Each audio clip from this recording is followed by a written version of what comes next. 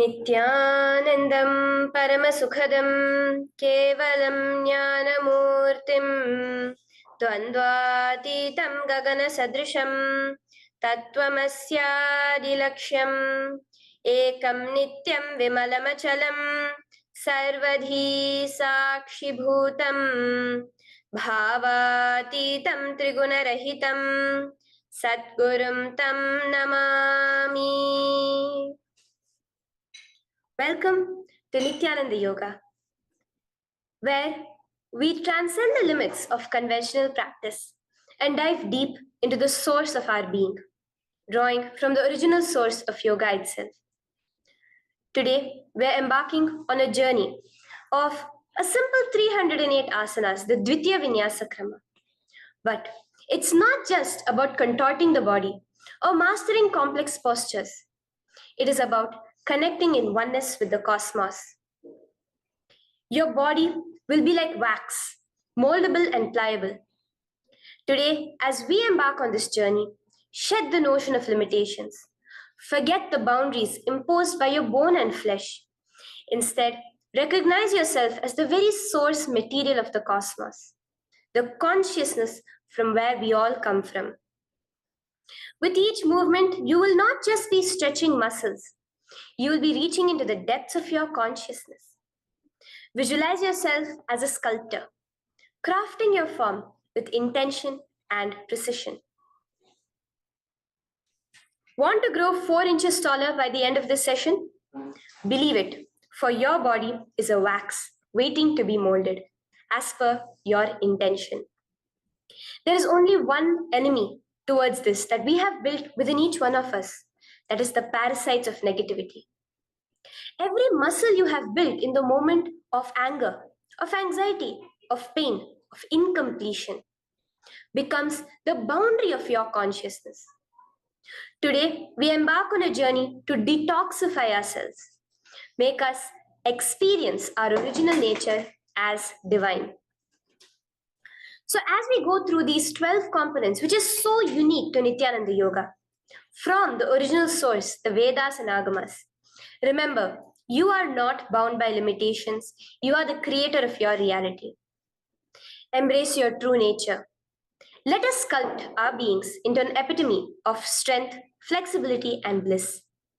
Welcome to a transformative experience like no other, Nityananda Yoga. There are 12 different components that consist Nityananda Yoga. One is the asanas, which we traditionally know of. The various body postures revealed by Paramashiva to align the physical geometry of our body, the physical geography of our body, to the cosmic geometry, the cosmic geography. As Paramashiva says, sthiram sukham asanam, that body posture which is steady, comfortable, because it's in its original nature of Paramashivatva. The second are the pranayamas, the various systematic breathing techniques that Paramashiva has revealed for each one of us, that connect us to the higher dimensions of the cosmos and increase the life energy within us.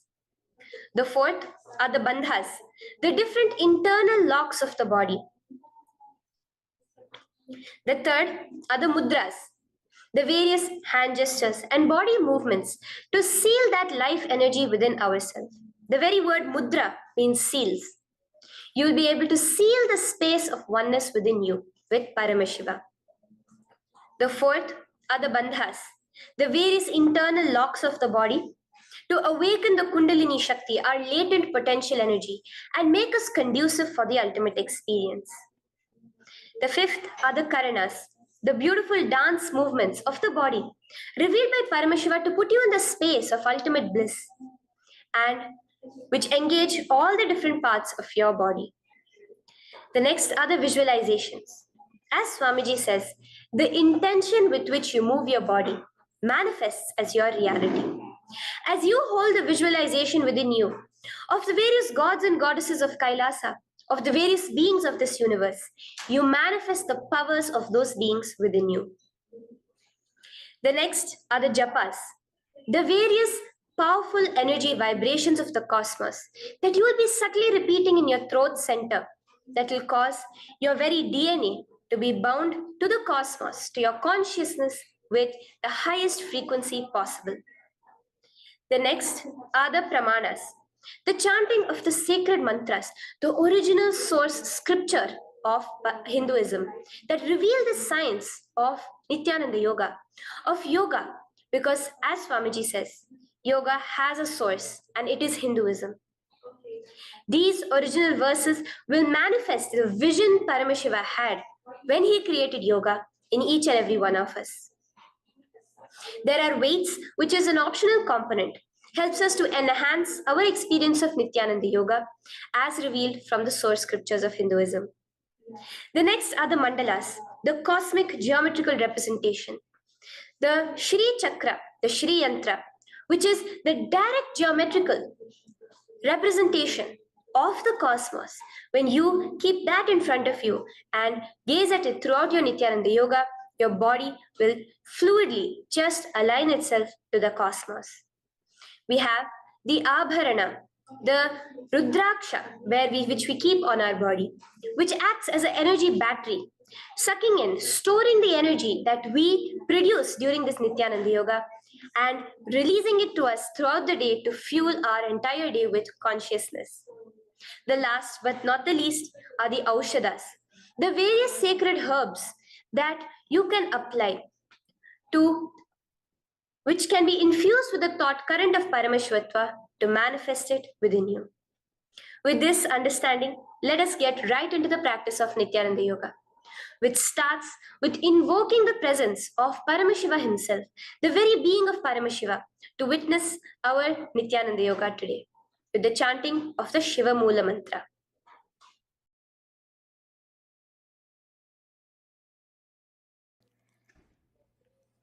Let us now chant the Shiva Mula Mantra 11 times internally.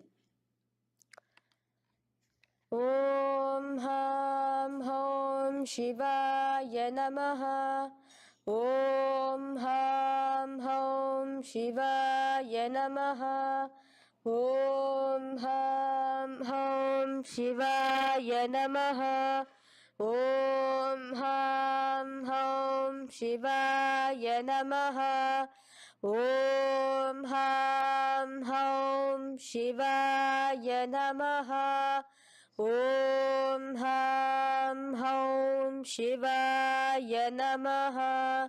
Om Ham Hom Shivaya Namaha. Om Ham Hom Shivaya Namaha. Om Ham Hom Shivaya Namaha.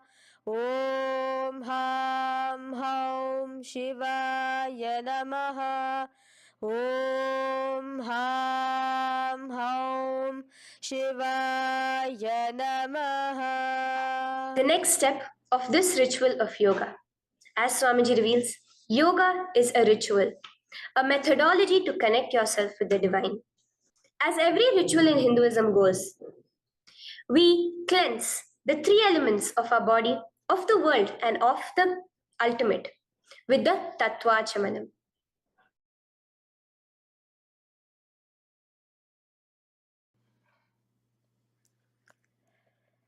The next is the Tattvachamanam. So now I request all the participants to have the Panchapatram and the Uddharani, the traditional cup and the spoon filled with some fresh water. Now,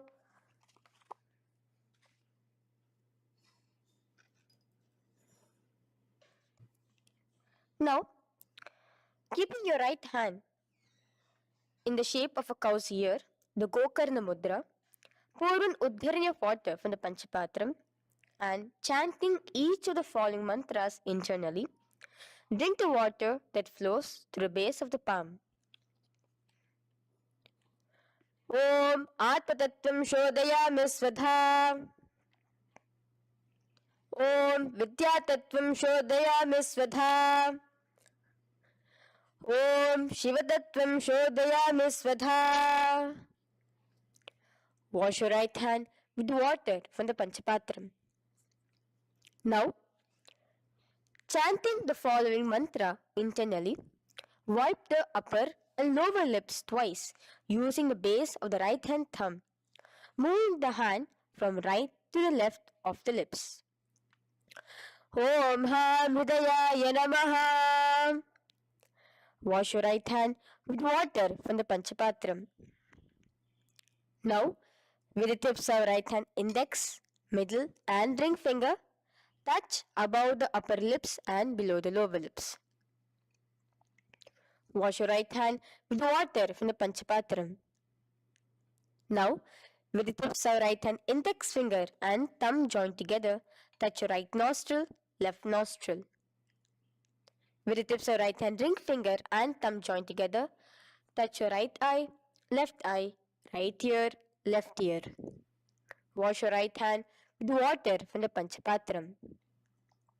Now, with the base of the right hand thumb and little finger, touch the navel, right chest, left chest. With the right hand, fingertips together, touch the top of the head, right shoulder, left shoulder, and your heart center. With that, we have the Sankalpa. The Sankalpa, the manifestation of our conscious intention.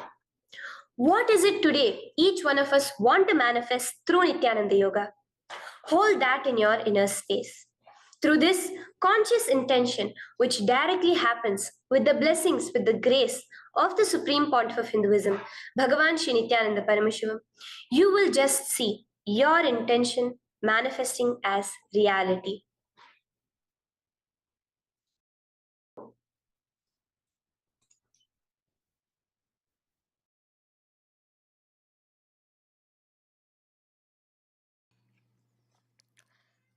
The next is the Sankalpa, the conscious resolution. So now I request all participants now to, with your right hand, cover your left palm, which is the Sankalpa Mudra, and keep both the hands on the right thigh. Continue to keep this mudra till the end of the Sankalpa.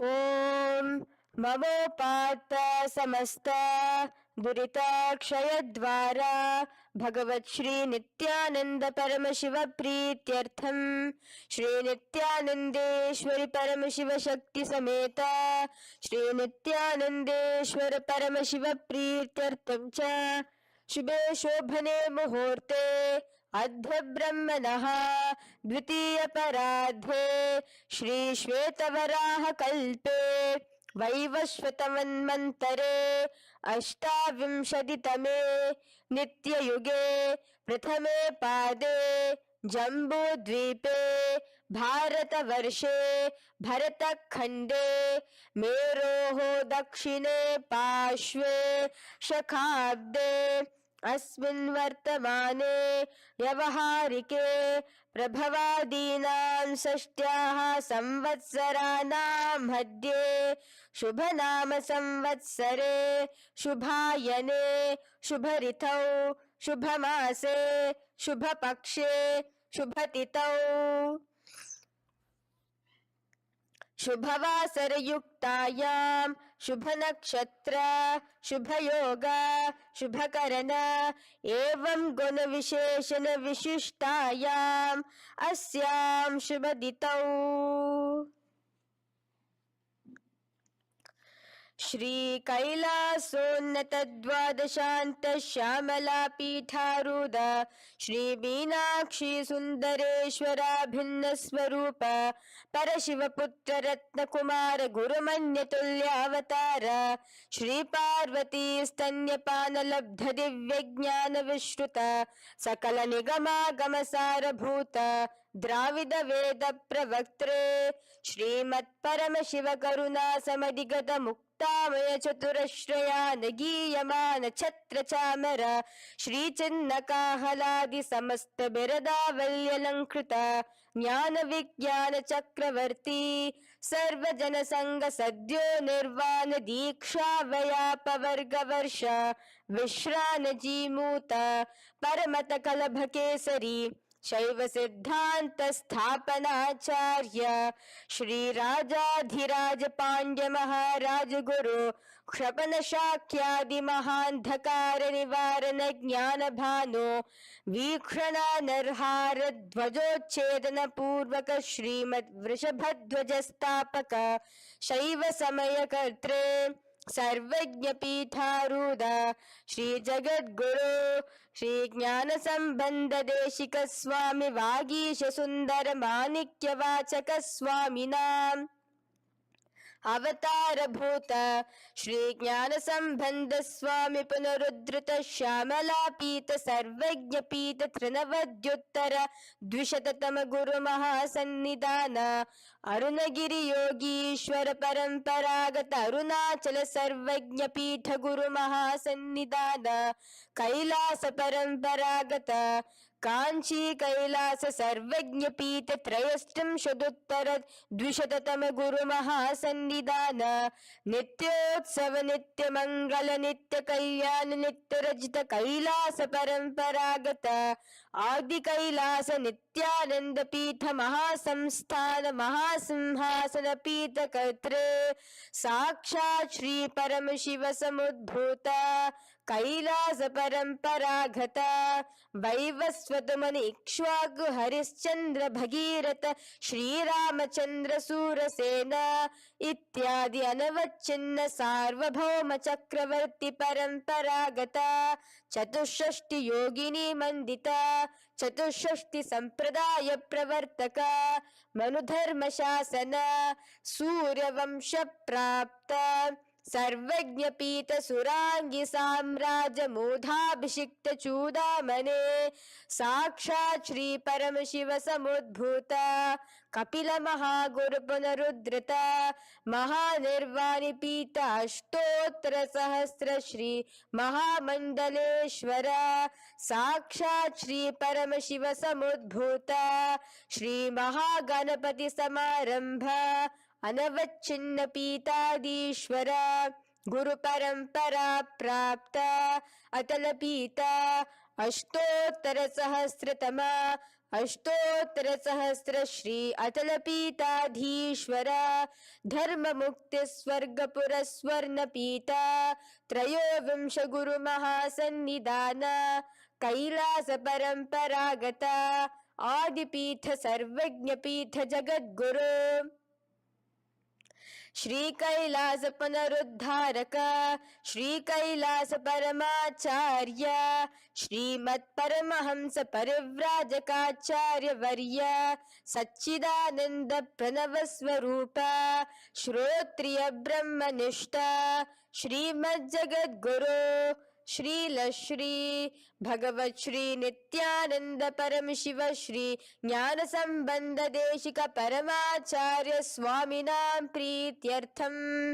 तेषां पादारविन्दयोः भक्ति सिद्ध्यर्थम गुरु कृपा कटाक्ष सिद्ध्यर्थम क्षेम स्थैर्य वीर विजय आयुरारोग्य ऐश्वर्यानाम् अभिवृद्ध्यर्थम धर्मार्थ काम मोक्ष चतुर्विध फल पुरुषार्थ सिद्ध्यर्थम समस्त दुरितोपशांत्यर्थम समस्त मंगलावाप्यर्थम भगवत श्री नित्यानंद परम शिव प्रसादेन सकुटुंबस्य ज्ञान वैराग्य जीवन मुक्ति प्राप्त्यर्थम भगवत श्री नित्यानंद परम शिव कृपा कटाक्षेन पूर्ण आरोग्य युक्त दृढ़गात्र यौगिक शरीर सिद्ध्यर्थम परम शिव शक्ति आविष्करणार्थम नित्यानंद योगाभ्यासं करिष्ये. Now wash your right hand with water from the Panchapatram. Om Apaupasprisya. Now, let's get started with the asanas. Okay? Sit first in a cross-legged position on the ground in Sukhasana. Bring your hands into the Bindu Mudra with your thumbs and index fingers touching each other. Place it on top of your knees. Here we have the Kumbhaka, the pranayama of Samana Kumbhaka. As you inhale and exhale, visualize flames licking up your spine. Do the bandhas, the locks, the Mahamudra Bandha, all three of the bandhas, where you are doing the Jalandhara Bandha, tucking in your chin to your chest, the Udyana Bandha, sucking in your stomach, and the Moola Bandha, clenching your perineum. For the first set of asanas, we have the japa Soham, which you'll be repeating in your throat center. As you do Sukhasana, visualize Lord Shiva in your inner space. The next asana is Parvatasana. Now, from the seated position, bring both your feet to the opposite thighs. Clasp your hands together in front of your heart center in the Anjali Mudra and raise it above your head. Keep your hands as straight as you can. Continue the Samana Kumbhaka and the Japa of Soham. Remain with all the three bandhas, the chin to your chest in Jalandhara Bandha, the stomach tucked in Udyana Bandha, and the clenched perineum in Moola Bandha. Here, visualize yourself as Mount Kailash. The next asana is Hali Pavasana. Now slowly bring your feet together in front of your body as you stretch it out a little further away. Now bring your hands behind your back and clasp the left hand by your right. Lean forward, placing your forehead on the ground as you continue to engage all the three bandhas. Here, gaze at your nose. Visualize Swamiji, the supreme pontiff of Hinduism, in your inner space. Now, in a similar position from Hali Pavasana, just release your hands, slightly get up and bring your hands in front of your body. Place them on the ground, cupping your hands, making a hollow in Nagi Pavasana. Visualize yourself as a snake, gazing at your nose. Continue the japa, the pranayama, and all three bandhas engaged. Now, raise up. This is Kokilasana. Hold your big toes with your index and middle finger in the Prana Mudra. Stretch your legs straight out and upwards. Cross it into Padmasana. Bring it to your opposite thighs. Lean forward and down onto your elbows. Again, tuck your chin into your chest, suck in your stomach, and clench the perineum in the Mahamudra Bandha. Visualize yourself as a bird in Kokilasana. The next is Neti Asana. Now, raise up again. Bring one ankle to the top of the opposite knee. Hold the elbows with your hands. Hold the respective elbows with the opposite hands. Again, engage all the three bandhas and rotate your arms in a circular motion. Keep the spine completely straight and gaze towards your nose. Visualize Swamiji, the supreme pontiff of Hinduism, in your inner space. Next is Gajasana. Press your hands onto the ground.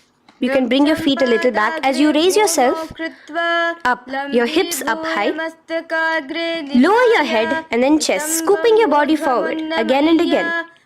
Here, engage the Udyana Bandha, where you suck in your stomach along with the Moola Bandha, clenching the perineum.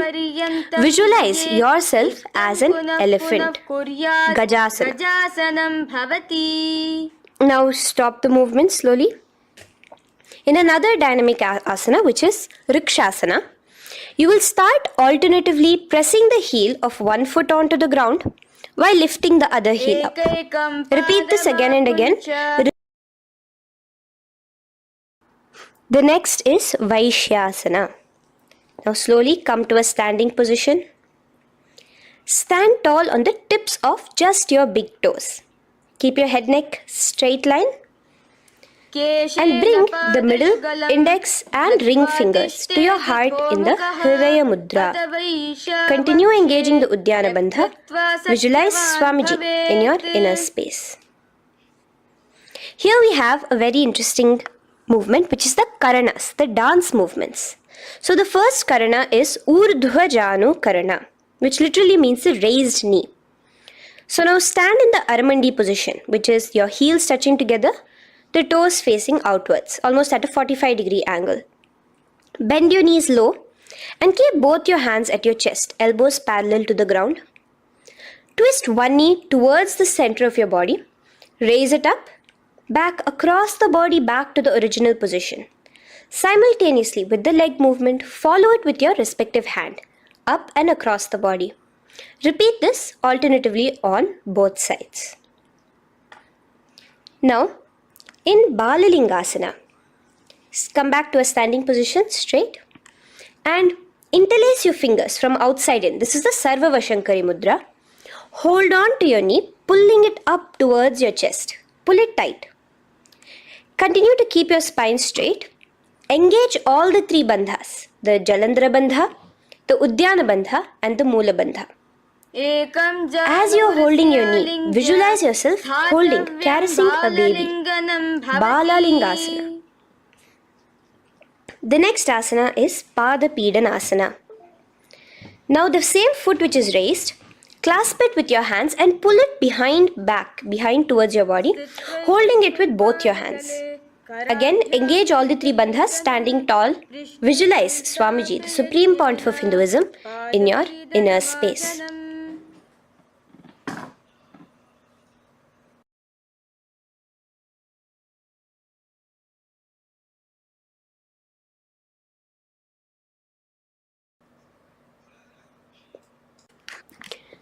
From here, let's enter into Natarajasana. Now, the same foot you're already holding behind your back, twist the same hand of that leg inwards and pull the leg back. Extend the opposite hand forward with the index and thumbs together, again in the Bindu Mudra.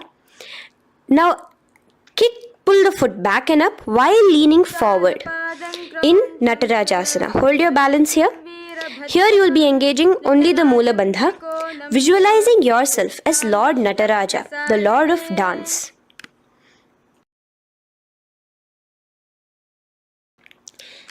Now again let's repeat Balalingasana on the other side with the other leg. Pull it up towards your chest with the hands in the Sarva Vashankari Mudra. Engage all the three bandhas as you visualize yourself holding and caressing a baby. Now pull your foot back into Pada Pidanasana on the other side. Remain with all the three bandhas engaged. Visualize Swamiji in your inner space. And lean forward. Now, hands stretched in the Bindu Mudra into Natarajasana. Balance there as you visualize yourself as Lord Nataraja. Now, come back to a standing position. Release your leg. Gain your balance. As we enter into the Ardharechita Karana. Now again bring yourself to the Aramandi position, heels together, toes pointed outwards and knees bent. Now from this position, bring your right foot onto the tips of the toes behind the left heel. The heel should be up. Bring your left hand towards your chest, parallel to the ground again, and extend the right arm out and wide like a pendulum. Bring it back towards your chest. Now while your arm is swinging, remember to move your fingers one by one inwards towards the palm and then outwards. Now place the right hand over the nose. Uncross your ankles. Let's do this on the other side also. Cross the left ankle behind and stretch the left hand out like a pendulum.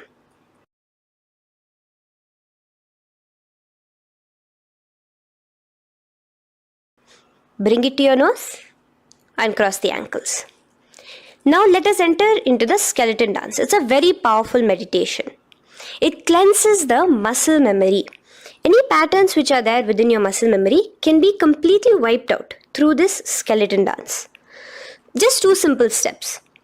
Now stand straight. Visualize yourself as a skeleton. You can close your eyes. Just visualize yourself as pure bones. There are no muscles, no veins, no nerves, tissues, organs, nothing. Just bones, a skeleton form. And shake your body intensely. As a skeleton, you are moving yourself wildly, intensely. Just shake it all out.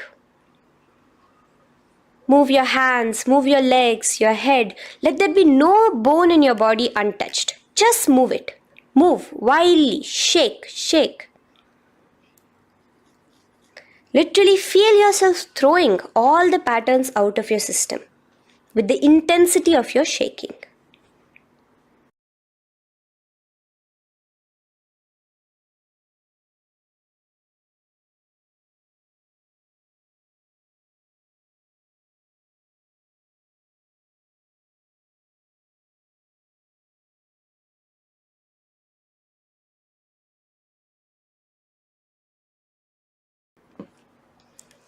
Now slowly calm down. Take a few steps, gain your breath back. That's a powerful meditation we did. Let us do the next Karana. Again, come back to a standing position. Do the Aramandi. Your toes outwards, knees bent with your feet together. Now here, raise your hands above your head. Keep your palms completely straight and cross the wrists with the palms facing forward and the back of the hands outward. Now from the crossed wrists, uncross the wrists, spreading your arms out wide while you turn your hip towards the side. Turn by the waist sideways. Bring your hands back over the head and turn on the other side. Repeat this on the other side. Do it again. Let's twist out. Come back to the middle and twist out again. This is the Kati China Karana. Now stand tall. Raise your hands above your head. Bring yourself to the top of the tip of your toes. Let your hands face each other parallel to the ears. You're tall, pushing yourself, stretching yourself. Again, engage all the three bandhas. Tucking in your chin to the chest, sucking in your stomach and clenching your perineum. Visualize yourself as a palm tree. We have the japa changing over here where you'll be repeating Shivoham in your throat center. Tadasana. Now, as we enter into Uttanasana, relax and lean forward, bringing your hands on by the ground next to your feet. Keep your palms flat on the ground. Try your best. Engage all the three bandhas. Remain with all the three bandhas engaged as you visualize Swamiji, the supreme pontiff of Hinduism himself, in your inner space. Now jump your feet back into Tarakshvasana, coming to a plank position. Keep your hands shoulder width apart. Be steady there. Chuck in your chin to your chest in the Jalandhara Bandha as well as engaging the Moola Bandha.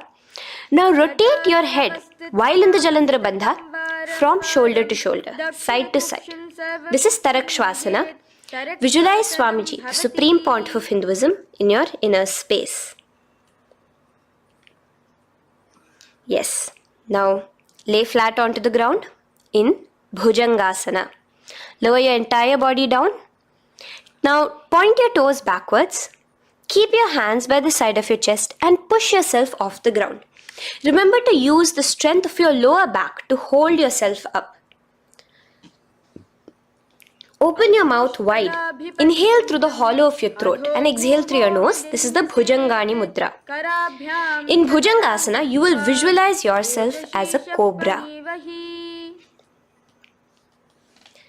Now come back into a plank position. So you can tuck in your toes and come back into a plank position.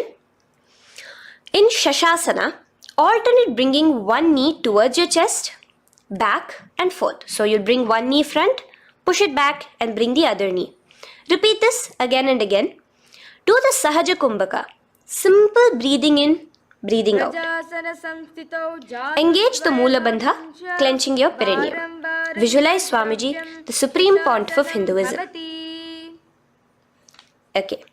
Now place your legs back into the plank position as we enter into Rathasana. Again, bring one foot between your hands and alternate jumping one foot back and bringing the other foot forward simultaneously.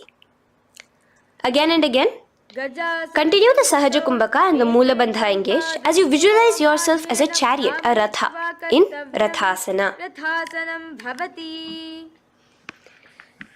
Now, into Veerabhadrasana. remain one leg in between your hands. So as you jump, one leg comes between your hands, stop in that position, one leg stretched back, and raise yourself up into a standing position. So the front foot will be pointing forwards and bent at a 90-degree angle. The knee will be bent at a 90-degree angle. The other leg, which is extended back, the foot will be pointed sideways at a 45-degree angle. Now raise your palms, hands up, parallel beside your ears. Do the Uddiyana Bandha along with the Mula Bandha, pulling in your stomach in. Gaze towards your third eye as you visualize yourself as Lord Veerabhadra. Now relax down, switch your legs around, and let us do Veerabhadrasana on the other side. Stretch your hands up, gaze towards your third eye, suck in your stomach in the Uddiyana Bandha, and visualize yourself as Lord Veerabhadra. Okay, bring your feet together now. Let us move into Vrikshasana. Now stand tall, gain your balance here slowly. Bring one foot towards the inner thigh. Bring your palms together above your head in the Anjali Mudra. Keep your elbows as straight as you can. Again, continue the Uddiyana Bandha, sucking in your stomach. Gaze forward, hold your balance, visualize yourself as a tree, the stability of a tree in Vrikshasana. Now, slowly bring your hands down. Now the foot which is in your inner thigh, bring it towards the opposite, to the root of the opposite thigh. Bring your hands in the Namaskar Mudra in front of your heart center together and visualize yourself here as Lord Garuda, just engaging the Mula Bandha alone here. This is Garudasana. Now let us repeat Vrikshasana on the other side. Slowly put your foot down. Bring the other foot to the inner thigh. Raise your hands above your head. Suck in your stomach in the Uddiyana Bandha and visualize yourself as a tree. Let's repeat Garudasana on the other side. Slowly bring the foot to the opposite thigh and lower your hands to be in front of your heart center. Release the Uddiyana Bandha, just engaging the Mula Bandha, clenching your perineum. Visualize yourself as Lord Garuda, the eagle vehicle of Lord Mahavishnu. Okay, bring both your feet to the ground now and spread them far apart from each other. Now keep one leg toes pointing forward and the other set of toes pointing sideways. Straighten your arms out parallel towards the ground. Bring your front arm down towards the front foot, beside your foot, while the other arm extends towards the sky. Visualize yourself as a triangle in Trikonasana. Now raise up and let's repeat Trikonasana on the other side. Switch the position of your legs around and go forward. The other arm raised towards the sky. Visualize yourself as a triangle. Now come back to a standing position. Bring your feet together. We are having another Karana, the Nikuttaka Karana. Bring yourself to the Aramandi position. Feet together, knees out wide. Here now bring your hands towards your chest, but keep both your palms parallel towards each other. Bring your right foot onto the toes with the heels up. And simultaneously bringing the right hand towards the top. Now drop the right foot, simultaneously lifting the left foot onto the toes and switch the hands position. Now the left hand is on the top and the right hand is on the bottom. Repeat and let us do this repeatedly. Okay, relax now, come back to a straight position and sit down onto your toes. Sit on your heels with your toes on the ground, knees raised up off the ground, together in front of you in Angushtasana. Bring your hands together in the Namaskara Mudra in front of your heart center. We have a very interesting pranayama over here, which is the Bhramari Kumbhaka, where you will be subtly buzzing like a bee as you do this asana. The japa we will be entering into is Sadashivoham. In Angushtasana, engage the Mula Bandha as you visualize Swamiji, the Supreme Pontiff of Hinduism, in your inner space. Now in the same position, slowly bring your hands to the ground. Balance yourself as you stretch one foot forward, sitting on the heel of one foot and the other foot stretched forward, toes pointed upwards. Bring your hands to the Vara Mudra, just the tips of the finger on the ground while the palm faces forward, both your hands. Continue to engage the Mula Bandha, clenching the perineum as you visualize Swamiji, the Supreme Pontiff of Hinduism, in your inner space. Now, stretch, the leg is stretched forward, right? Stretch the same hand, the respective hand forward and clasp onto the big toe of that foot in the Prana Mudra with your index and middle fingers. The other hand, bring it to the back of the respective heel in Vidhunanasana as you visualize Swamiji in your inner space. Okay, bring your 2 feet back together as we repeat Saurasana on the other side. Stretch your left leg forward now.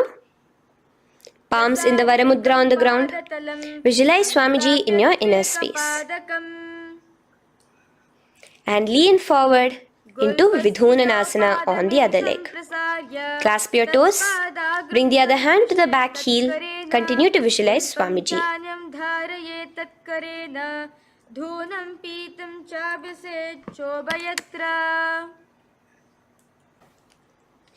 Now bring your 2 feet back together as you continue to sit on the heels, getting a nice toe workout here.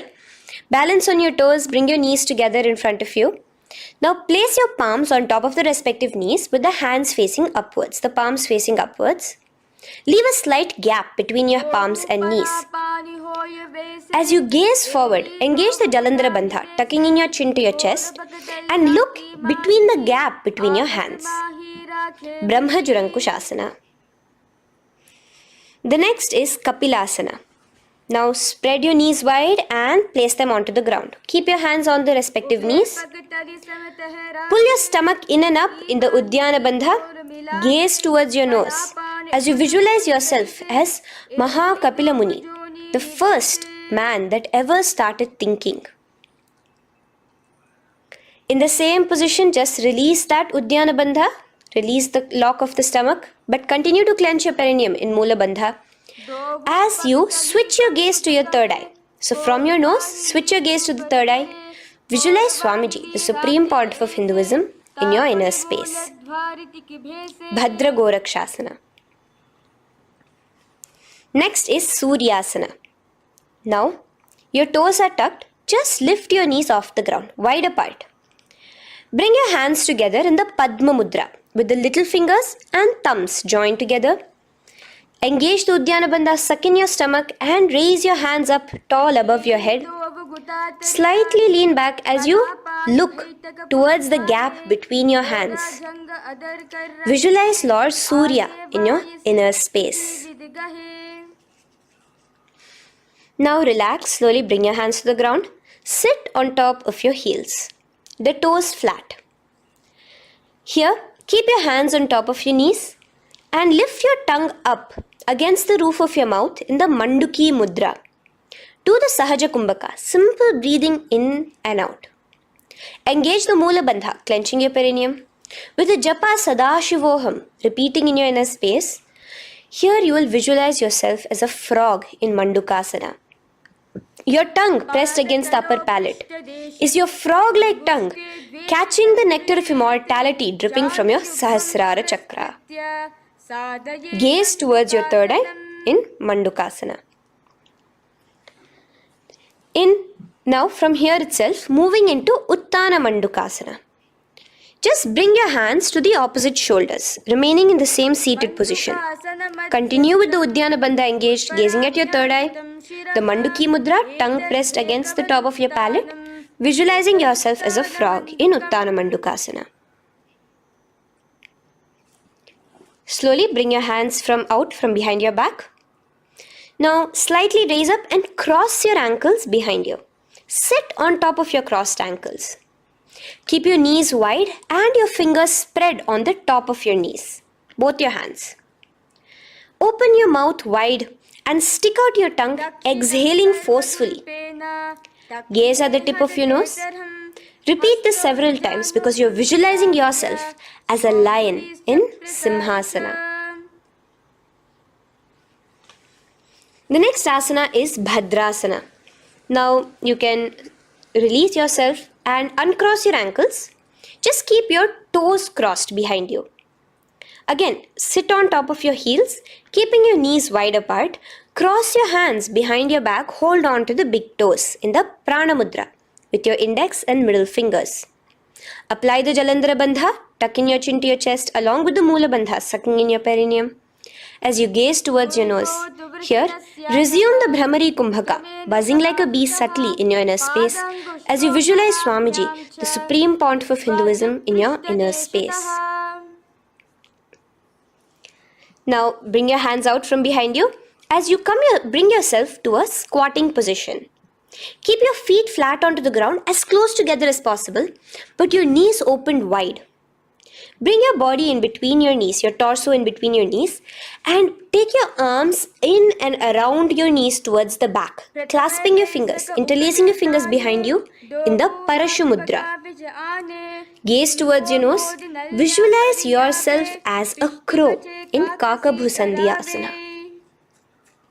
The next asana is Kani Pavasana. Unclasp your hands and place them flat onto the floor. Keep them shoulder width apart for good balance. Now, slowly bring your knees to the back of your arms, above the elbows. Lean your chin forward and down. Keep your gaze steady as you lift your feet off the ground. In Kani Pavasana, visualize Swamiji, the supreme pontiff of Hinduism, in your inner space. Now in the same position, slowly lower your head to the ground and stretch your legs up high, forming a tripod between your two hands and your head in Kapali Asana. Gaze at your nose, continue the Brahmari Kumbhaka, continue engaging the Mula Bandha and the Japa of Sadashivoham. Visualize Swamiji in your inner space. The next asana is Parshva Mayurasana. Slowly bring your feet down. Yes, relax. And now squat on your toes with your knees together and twist your body. Place both the hands to one side of your knees. Now bring one of your elbows to the knee and the other of your elbows towards the hip. Lean onto your arms, balance, extending your legs out to the side. Gaze towards your third eye, visualizing yourself as a peacock. In Parshva Mayurasana, as you do the pranayama, the Rechaka Kumbhaka, let your exhalations be prolonged and your inhalations be slightly shorter. Now relax, bring your feet to the ground and bring your body to the other side of your knees. As you repeat Parshva Mayurasana on the other side, lean forward, stretch your legs, gaze at your third eye, visualize yourself as a peacock. Now let's do Bhairaganathasana. Now come again to a plank position. Place your hands down, stretch your legs back and bring one foot around your shoulder to be placed in between both your palms. Gaze at your third eye. Just engage the Mula Bandha, clenching your perineum. Here, this is Bhairaganathasana. Visualize yourself as Lord Kala Bhairava. Slowly bring your foot out and bring the other foot in between your palms, remaining in the plank position. Continue to visualize yourself as Lord Kala Bhairava in Bhairaganathasana on the other side. The next asana is Unmukha Pithasana. Now from the same plank position, bring your forearms onto the ground. Be steady as you walk your feet closer towards yourself, forming like a slight mountain. In Unmukha Pithasana, gaze at your third eye. Continue the Rechaka Kumbhaka. Visualize Swamiji in your inner space. The next asana is Vashishthasana. Now, just raise yourself onto one of your hands. So, release your forearms off the ground and raise yourself onto your right arm. And keep your body completely parallel to the ground as you raise your left arm straight above your head. Visualize yourself as Rishi Vashishta as you do the Vashishthasana. Gaze towards the hand on the top. Now slowly bring that hand down. As you switch the hands, bringing your right hand up towards the sky. Balance there, completely straight on your toes. As you visualize yourself as Rishi Vashishta, the Guru of Bhagavan Sri Rama. Now, bring your feet forward into Anjani Asana. So here you will be sitting on your hips with your legs pointed forward and sit on top of your hands. So keep your palms facing upwards and sit on both your palms as you tuck your elbows into your body. Do the Rechaka Kumbhaka, continue the Rechaka Kumbhaka. Engage the Jalandhara Bandha, tucking in your chin to your chest, gaze at your nose, visualize yourself as Lord Hanuman in Anjani Asana. Now, slowly release your hands from under your body as you lean forward into Paschimottanasana. Clasp your respective toes with your index and middle finger. Lean forward and down, bring your elbows to the ground, your forehead towards your knees. Engage all the three bandhas, the Mahamudra Bandha. As you visualize Swamiji, the Supreme Pontiff of Hinduism in your inner space, with a new japa, Mahasadashivoham, starting here.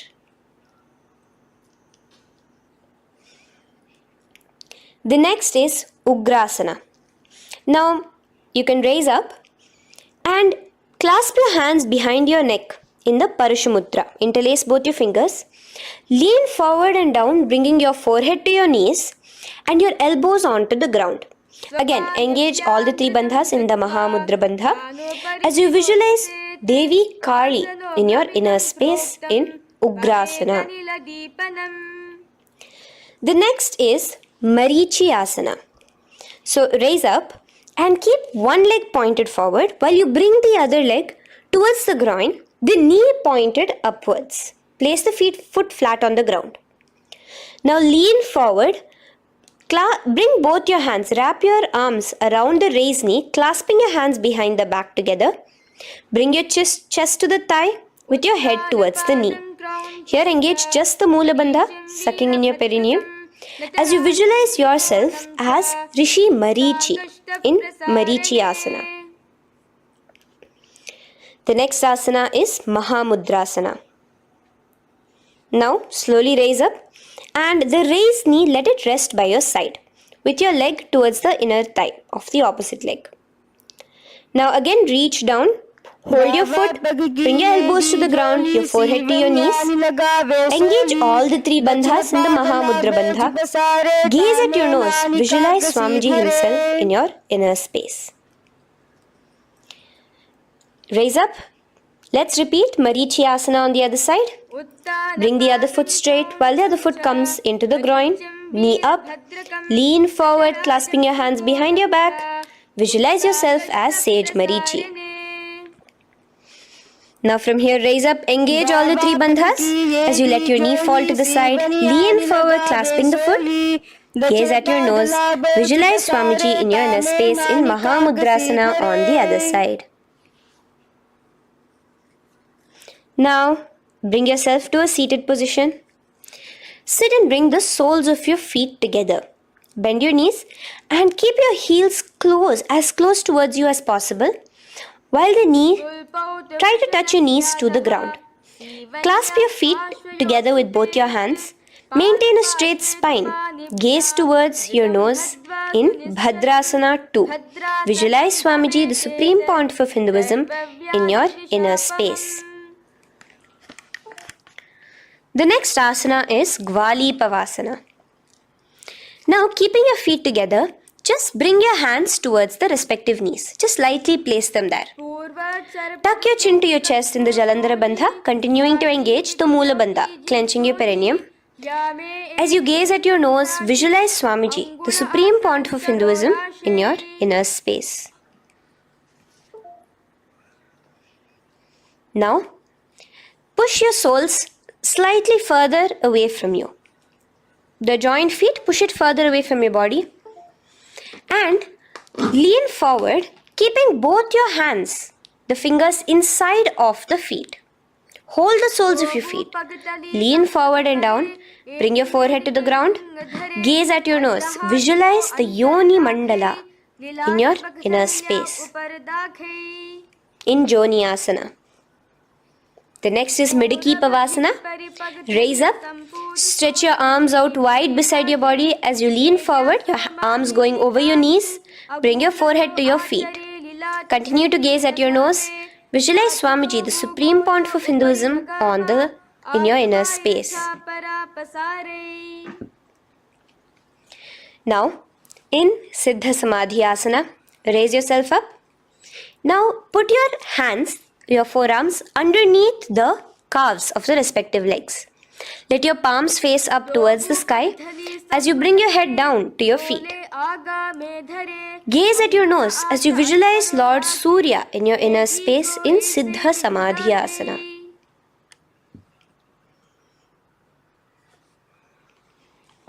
The next asana is Chiniki Pavasana. Raise up now. Bring both your feet together in front of you. Bring your feet back close to your body. Now place your hands underneath both the feet and pull your feet open like a book facing towards the sky. Both your feet. Press your elbows onto your thighs near the knees and gaze towards your nose, visualizing Swamiji in your inner space in Chiniki Pavasana. Giving yourself a nice stretch. Now release your feet and bring your hands to the respective knees. Gently push down on your knees, pushing it towards the ground. Suck in your stomach in the Uddiyana Bandha. Gaze at your third eye, visualizing Swamiji in your inner space. This is Charapata Chokasana. The next asana is Bhairavasana. Now continuing to remain with your feet together, you can use the help of your hands to bring your toes onto the ground with your heels pointed upwards. Just push yourself and try to do it. Continue to remain with the Uddiyana Bandha engaged, your stomach sucked in. Bring your hands to the Bindu Mudra with the index and thumbs together on top of the knees. Gaze at your third eye. Visualize yourself as Lord Kala Bhairava in Bhairavasana. The next asana is Samanasana. So slowly you can bring your feet out from underneath. Take now one foot towards your chest, holding with both your hands as the other foot rests by the perineum. Pull the sole onto your chest. Gaze at your third eye. Visualize yourself holding the breath in the Mooladhara Chakra, the Chaturdala, the 4-petal lotus of your body. Gaze at your third eye. Visualize Swamiji, the supreme pontiff of Hinduism, in your inner space in Samanasana. From here, let's move into Apanasana. Now, the foot that you have towards your chest, just bring it over your shoulder and place both your palms onto the ground beside you. As you lift the leg by your perineum, stretch it out and lift it up high into the sky in Apanasana. Gaze at your third eye, visualizing Swamiji in your inner space. Let's repeat Samanasana on the other side. Bring your foot down. Clasp the other foot towards your chest. Gaze at your third eye, visualizing Swamiji in your inner space. And bring the foot onto your shoulder as we repeat Apanasana on the other side. Stretch your leg out straight in front of you, up high towards the sky, gazing at the third eye, visualizing Swamiji in your inner space. Okay, relax slowly. Let's move into Gomukhasana. Now, sitting in a seated position, cross one leg over the other, like over, and align the knees together at the center of your body and the feet by the opposite hips. Place both your hands on top of the stacked knees. Gaze at your nose. Here we have a beautiful pranayama, very cooling pranayama, which is the Sheetkari pranayama, where you will be inhaling through your clenched teeth with your tongue pressed against behind your teeth and exhaling through your nose, creating a hissing sound. The japa will be for the next sequence of asanas, Om Nityanandoham. Visualize the face of a cow in Gomukhasana. Now keep your knees crossed. From the knees, bring your hands towards the respective toes on the side of the body. Clasp the big toe in Pranamudra. Suck in your stomach in the Udyana Bandha. Visualize yourself as Rishika Anasuya in Anasuyasana. Now in Anusuyasana 2, just bring your hands behind your back, clasped together, interlaced fingers in the Parashamudra. Lean forward and down. Try to bring your nose to touch the ground in front of you. Just visualize yourself as Rishika Anasuya and gaze at your nose. Anusuyasana 2. Raise yourself up now. Now bring one foot towards the perineum, knee resting on the ground. Raise your other foot with the foot in front of the lying down foot, knees pointed upwards towards your chest. Place your hands on the respective knees. Keep your spine tall, chest out. Gaze at your nose. Visualize yourself as Lord Garuda, the eagle vehicle of Bhagavan Mahavishnu. Garudasana 2. From here, moving into Naradasana. Now, keep both your hands, bring both your hands behind your neck and clasp them in the Parashamudra. Interlace your fingers behind your neck. Twist outward of the raised knee. Just keep your whole body outside of the raised knee. Gaze towards your third eye, visualizing yourself as Devarishi Narada in your inner space. From Naradasana, let's enter into Matsya Pithakasana. Place one foot on the top of the opposite thigh. Wrap your respective arm across the knee, holding on to the opposite shin. Extend the opposite hand straight. Hold on to the respective toe with the index and middle fingers in Prana Mudra. Gaze towards your nose. Visualize Matsyavatara, the fish form of Bhagavan Mahavishnu in your inner space. In Matsya Pithakasana.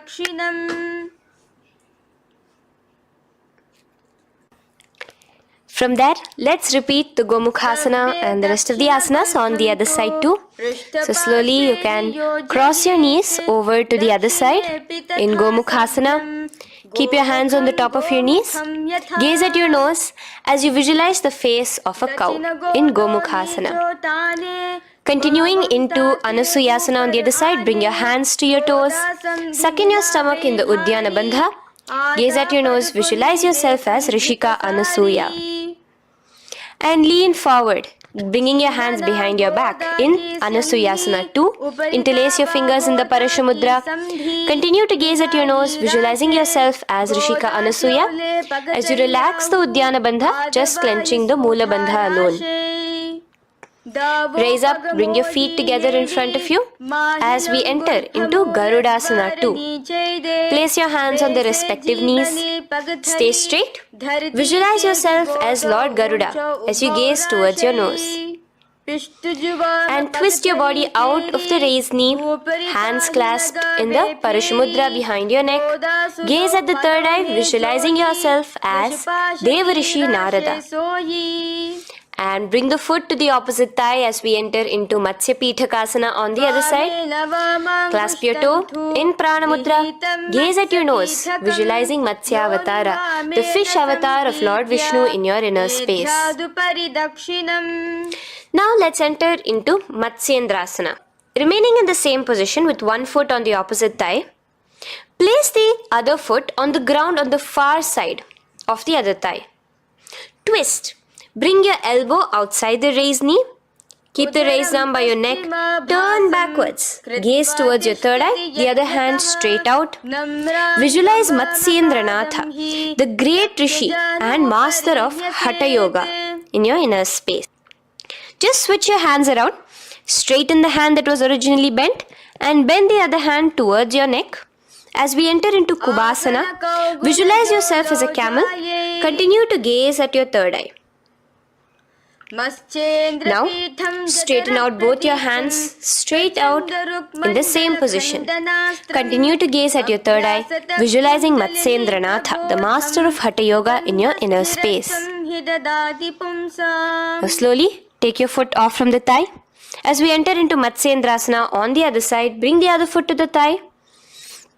Place the other foot on the far side. Twist, bringing your elbows outside of the raised knee, hands on the head. The other hand stretched out back. Twist, gazing at your third eye. Visualize Matsyendranatha in your inner space. Switch the hands around as we enter into Kubhasana. On the other side, remember to visualize yourself as a camel. Now stretch both your hands out in Matsyendrasana 2 on the other side. Visualize Matsyendranatha in your inner space. Now, with one leg on the thigh, bring the other foot too to the opposite thigh in Padmasana. Place your palms on the respective knees. Engage all the three bandhas in the Mahamudra Bandha, tucking your chin to your chest, sucking in your stomach and clenching your perineum. We have a new pranayama here, which is the Shitali Kumbhaka, where you will continue to inhale through the teeth without creating the hissing sound, and exhale through your nose. A new japa of Om Nityananda Mahasadashivoham starts here. Gaze at your nose in Padmasana, visualizing yourself as Bhagavan Paramashiva. Now, keeping your legs in the same position, just cross your hands over each other, clasping onto the toes with your index and middle fingers in the Prana Mudra. Gaze at your nose, visualize yourself as Devi Parvati, the consort of Lord Paramashiva in Padmasana 2. Now, uncross your hands. Take your hands and insert it into the gap between your thighs and your calves. Put both your hands within and pull it out on the other side. As you balance on your hands, lifting your whole body off the ground, visualize yourself as a rooster in Kukkutasana. Now relax. Take your hands out from inside your feet as we enter into Baddha Keki Asana.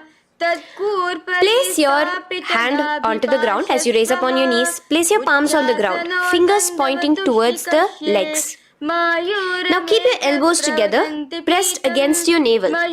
Slowly lean forward, balancing, and extend your knees off the ground, visualizing Swamiji in your inner space. In the same position, stretch your legs out behind you. In Mayurasana, visualize yourself as a peacock. Hold your balance. Relax now. Yes, relax flat onto the ground into Makarasana. Lay down completely flat. Keep your feet pointing outwards, far away from each other.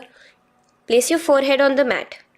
Interlace your fingers behind your neck in the Parashumudra. Just relax, visualizing yourself as a crocodile as we go back to the Sahaja Kumbhaka, the simple breathing in, breathing out. Just keep the Moola Bandha alone engaged.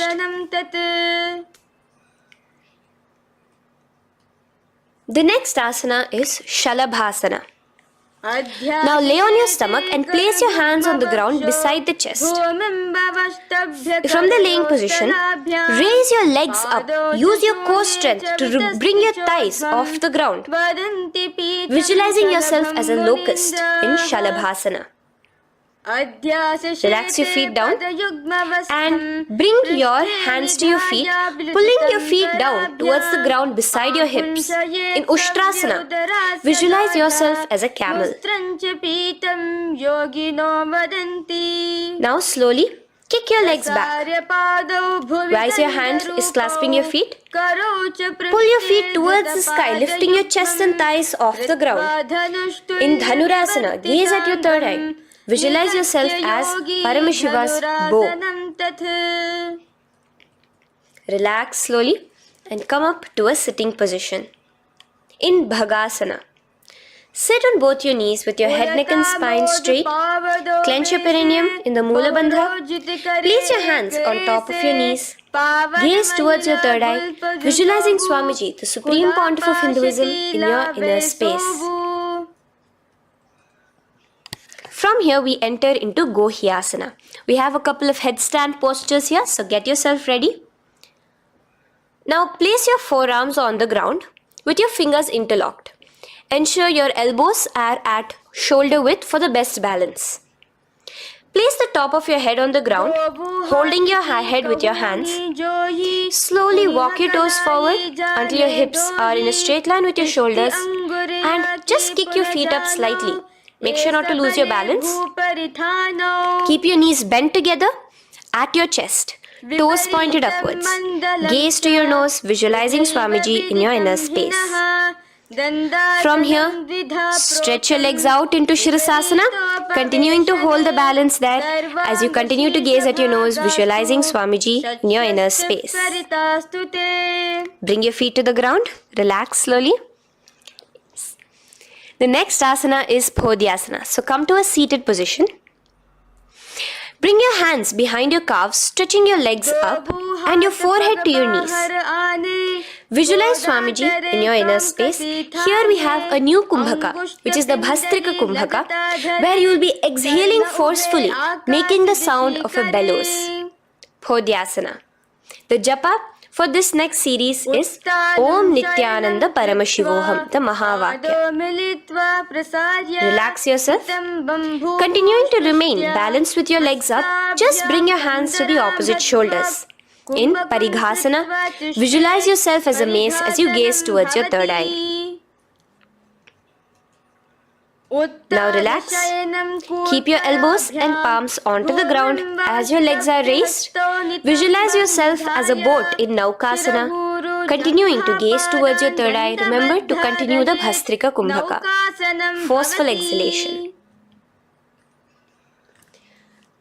Now, continuing to keep your balance, just bring your hands to your feet and scoop your hands underneath the heels, pull it towards the chest. Keep your spine upright, gaze towards your nose. Visualize yourself as Lord Rudra in Rudrasana, the most ferocious form of Paramashiva. Now lay on your back. So you can remove your hands from underneath your feet and lay on your back. With your feet flat on the ground, knees pointed upwards. Now place your palms down. Just let your fingers touch the back of your heel. Do not clasp your feet. Lift your hips up high, pressing the feet onto the ground. Chin tucked to the chest in the Jalandhara Bandha automatically. Gaze at your nose, visualizing Swamiji in Unmukha Pithasana 2. Now lay onto the ground in Shavasana. Just lay completely flat with your palms facing upwards by the side of your body. Just unclutch from any movement happening within you. Visualize your body is dead. The supreme point of Hinduism, Swamiji is just liberating you. Just let your awareness, your energy completely pervade your body in the Shakti Chalan Mudra as you continue to vibrate with the Mahavakya.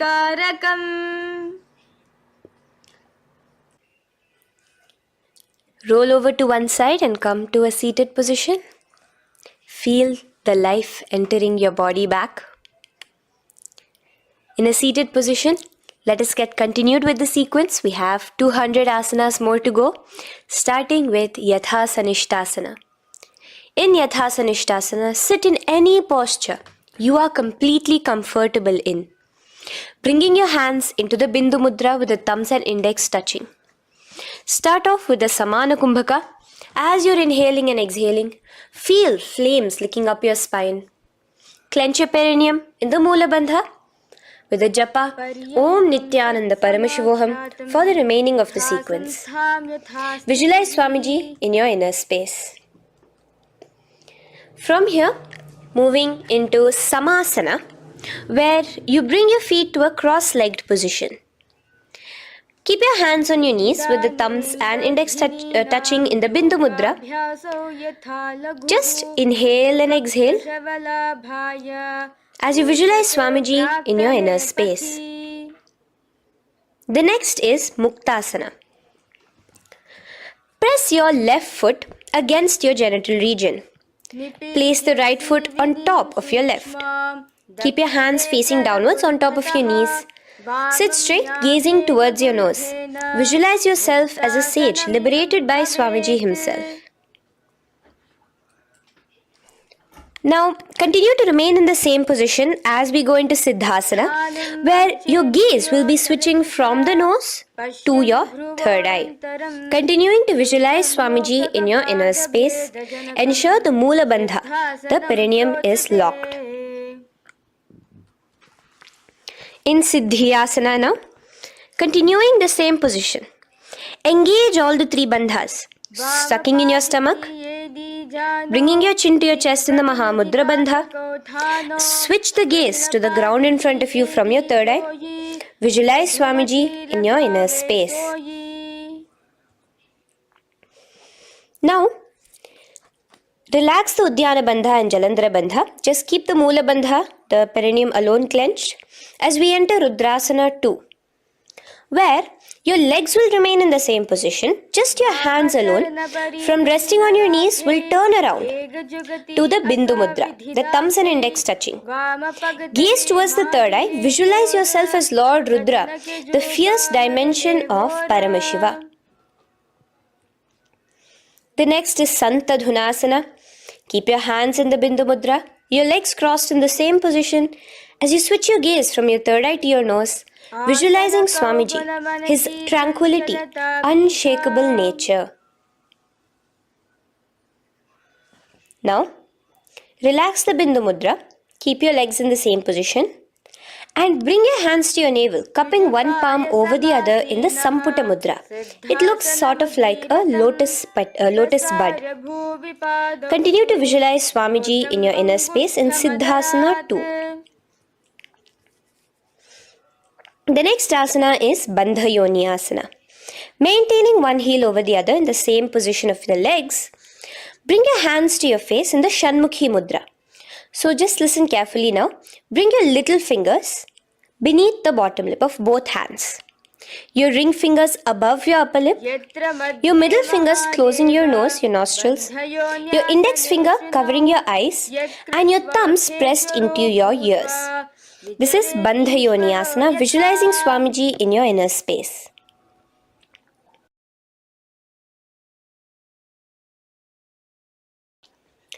The next asana is Virasana.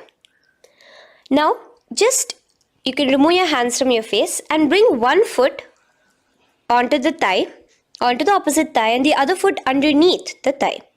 Keep your hands in the Bindu Mudra, thumb and index fingers together on the top of your knees as you embody the space and state of bravery, Veera, in Virasana. Now, changing the leg position again as we enter into Valmikasana. Keep your left heel on the right side of the generative organ, toes under the thigh. Keep your right foot on top of the left leg, toes by the knee.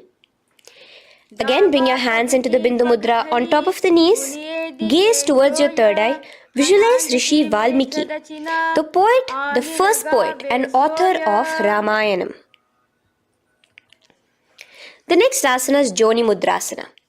So you're going to remain here as you switch your gaze to your nose, visualizing the Yoni Mandala, a beautiful formation, divine cosmic geometry, representing Devi, Shakti, a symbol of the creative energy of the universe in Joni Mudrasana. In the same position, switch your gaze to your third eye, continuing to visualize the Yoni Mandala in your inner space. Now, let's move into Bhadrasana 3. So bring your feet, the soles of your feet together, uncross them and bring them together in front of your body. Hold it with both your hands, pulling it against you. Push your knees down towards the ground. As you gaze at your nose, suck your stomach in the Udyana Bandha. Visualize Lord Veerabhadra in your inner space. Bhadrasana 3. In the same position, we are entering into Aghorasana, where your left hand will rest on top of the left knee, while your right hand comes towards your face. Now, do the Khechari Mudra, where you are bringing your tongue towards the upper palate, gazing towards your third eye. Now, with your right hand, cover your mouth, close the left nostril with your index finger, inhale through the right nostril. Close both the nostrils, hold your breath and exhale through the left nostril in the Abhyantara Kumbhaka. Repeat this on the other side. Visualize yourself as an Aghori, completely dedicated to Paramashiva in Aghorasana. The next asana is Kaneri Pavasana. So you can distance your feet a little away from your body. As you lean forward, place your elbows onto the soles of your feet and rest your chin on your palms.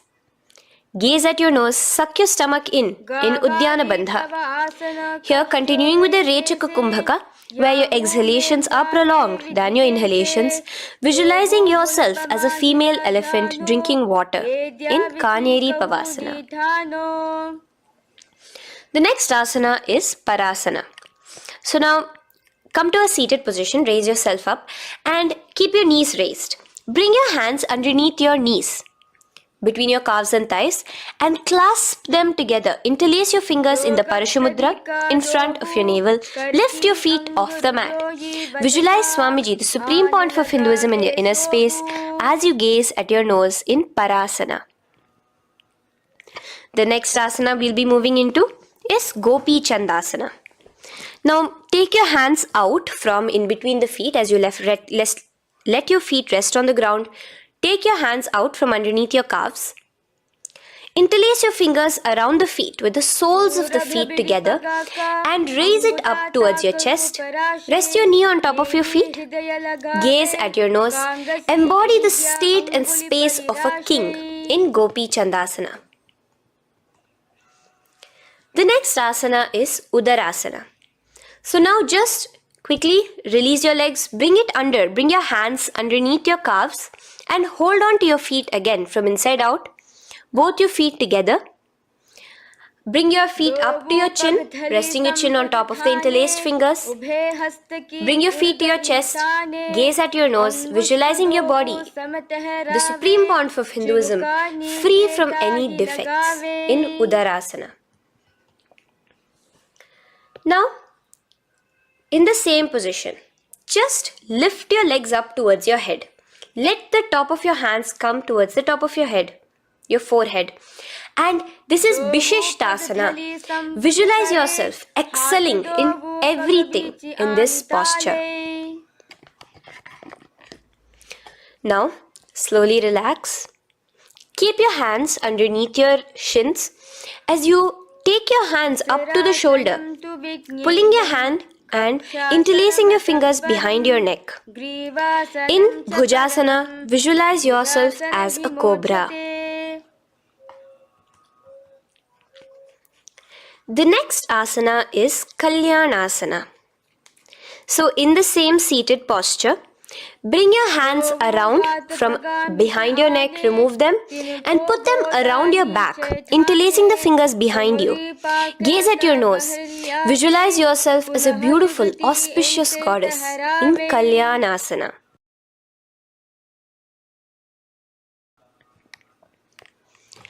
The next posture is Sankatasana.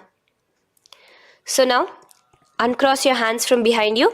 Release yourself completely onto the ground. Place your left knee on the mat and the left foot flat. Sit on top of your left foot, knee pointed forward. Raise your right leg on top of the left, bringing the right heel to the left hip. Place your hands on the opposite knees. Here, do the Ujjayi Pranayama. As you inhale and exhale, make the sound of an ocean. Visualize yourself as a swan, a beautiful swan in Sankatasana. The next is Dhenukasana. Just in the same position, slide your left heel to the left hip. Keep your right knee on top of the left. Place both your hands on your right thigh. Visualize a cow in your inner space as you suck your stomach in the Uddiyana Bandha, Dhenukasana. Now slowly uncross your legs as we move into Matsyendrasana. Place the right foot on the left thigh, the left foot on the right knee. Bring your left hand behind your back, hold the right thigh. Twist a little bit. Place your right hand on your left thigh. Twist your body, gaze towards your third eye, visualizing Swamiji in your inner space. The next asana, Matsyendrasana 2, just untwist your body. As you clasp the respective toes of both your feet with your hands, lean forward and down, bringing your forehead to the ground in front of your feet. Visualize Swamiji, the supreme pontiff of Hinduism, in your inner space. Raise up now. Keep your legs in the same position. We have the Guru Asana. Interlace your fingers together and place it over the topmost knee. Suck in your stomach in the Uddiyana Bandha, clench your perineum in the Moola Bandha, tuck your chin to your chest in the Jalandhara Bandha. As you engage all three bandhas, visualize Swamiji in your inner space. Let us now repeat Sankatasana on the other side. So, you can release your hands, your legs as you cross the other leg over. Visualizing yourself as a swan, remember to put your hands on the opposite knees. The next asana, Dhenukasana, repeating it on the other side. Slide your leg out, bring both your hands to the topmost knee. Suck your stomach in the Uddiyana Bandha. Visualize a cow in your inner space. Matsyendrasana again, repeating it on the other side. Bring your legs to the cross-leg position. Twist your body around as you gaze at your third eye, visualizing Swamiji in your inner space. Untwist as we enter into Matsyendrasana 2 on the other side. Hold on to your feet, bring your forehead to the ground, continuing to visualize Swamiji in your inner space. Slowly raise up and let us do Guru Asana on the other side. Engage all the three bandhas in the Mahamudra Bandha. Interlace your fingers, place it on top of your knee. Continue to visualize Swamiji, the supreme pontiff of Hinduism, as we do Guru Asana. Now, slowly uncross your feet and place them flat on the ground, knees towards the chest in Pashasana. Keep your hands holding the opposite knees, thighs together, and keep your spine completely erect. Continue the Khechari Mudra, where your tongue is pressed against the roof of your mouth. As you gaze at your third eye, visualize Swamiji in your inner space. Continue the Ujjayi Kumbhaka. As you breathe in and out, make the sound like an ocean. Now in the same position, just bring your chin towards your knees in Bodha Shokasana. Lean forward, gazing at your nose, and visualize Swamiji, the abode of bliss in your inner space. Now raise up and bring your hands, uncross your hands, bring your hands underneath your knees, clasping the opposite elbows in Kurakatasana. Gaze at your nose, visualizing Swamiji in your inner space. Now, in the same position as Kurakatasana, just cross your ankles into Sumatyasana. Toes pointed upwards. Gaze at the nose. Visualize the great sage and Maharishi Sumati in your inner space. The next asana is Dandasana. Extend your feet out straight in front of you.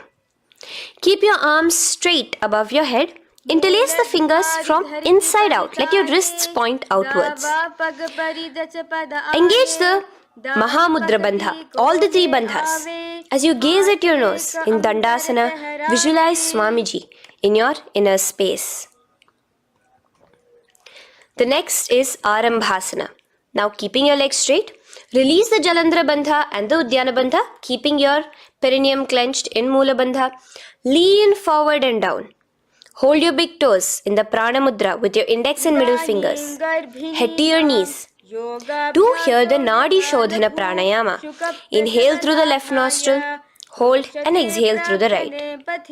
Visualize Swamiji in your inner space. The next is Bhidokasana. So, slightly raise your body up and bring your hands underneath your knees, extending your knees slightly up. Keep your heels a bit apart from each other and clasp your feet. Bring your shoulders down, wrapping your hands around your legs. Gaze towards your third eye, visualizing Swamiji in your inner space. So from here, let's enter into Jalandhari Pavasana. So you can actually remain in the same position with your hands underneath your calves and just bring the soles of your feet together. You might want to bring your body closer. Place your head on top of your feet with the palms facing upwards on the ground. Gaze at your nose. Visualize Swamiji in your inner space. Now slowly bring your hands out from underneath and come to a seated position. Stretch your legs out as we enter into Urdhva Paschimottanasana. Here we have a new Kumbhaka, the Pratyahara Kumbhaka, where you will feel your breath coming from your Mooladhara Chakra up to the Brahmarandra above the Sahasrara. This is the Pratyahara Kumbhaka. In Urdhva Paschimottanasana, extend your legs out, lift one foot behind your neck and lean forward and down towards your foot, visualizing Swamiji in your inner space. Now, slowly, keeping your leg behind your neck, lay onto your back as we enter into Anantasana. Hold the foot from the top of the opposite hand. Visualize yourself as infinite, endless, eternal. Gaze at your nose in Anantasana. Just now, in the same position, roll onto your elbow of the hand holding the foot. Gaze at your nose, feeling in complete control like Swamiji in Ankushasana. Slowly remove the leg from behind your neck. Take a moment to stretch, relax. Lay on your back. Bring your knees towards your chest. Bring your hands around, encircling the thighs and the calves with your arms. Roll to the left and right in Drishasana, visualizing Swamiji in your inner space. The next asana is Urdhva Paschimottanasana. On the other side, let us repeat it. Raise up to a sitting position and bring the other foot behind your neck. Lean forward and down, clasping your foot. Repeating Anantasana on the other side, lay on your back, bring the opposite hand to the foot, gaze at your nose, and continuing to gaze at your nose, roll onto the elbow as we repeat Ankushasana on the other side. Now, you can release your foot and try to remain in the same position without removing the leg from behind your neck as you bring the other leg too to cross behind your neck with both your legs behind your head. Laying on your back, bring both your hands to clasp behind your back. Gaze to your nose, visualizing Swamiji in your inner space in Yoga Nidrasana. As we enter into Atmaramasana, in the same position you can uncross your hands from behind your back. Bring it up, continuing to keep it underneath the legs. Just clasp it behind your neck. So you can bring your legs out from behind your neck. Just let your hands interlace behind your neck, gazing to your nose, visualizing the Atma Rama, Bhagavan Mahavishnu within you as your soul blessing you, as you gaze at your nose in Atma Ramasana. Now, you can release your hands and legs. Continue to lay on your back as we enter into Kochikasana. Bring your knees to your chest with the soles facing upwards. Extend your arms sideways as you gaze towards your third eye, visualizing Swamiji in your inner space. Now, from Kochikasana, keep your arms reached out to the sides at shoulder level. As we enter into Jatara Parivriti 1, keep one knee bent, twist it and bring it to the ground on the opposite side with the other leg extended straight. In Jatara Parivriti 2, keep both the knees bent to one side.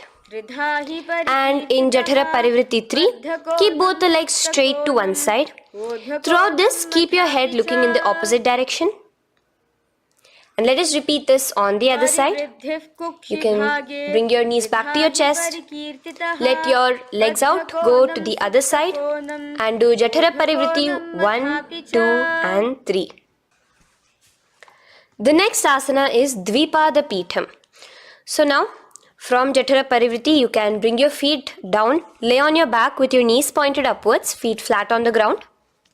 Extend your hands holding your ankles. and lift your hips up. Engage the Jalandhara Bandha automatically as you raise your hips up. Gaze at your nose, visualizing yourself as a bridge in Dvipada Peetham. Now in Paryankasana, so you can lay back onto the ground and place your feet flat. Bring your arms over your head, placing the hands flat near your shoulders with the fingers pointing towards the feet.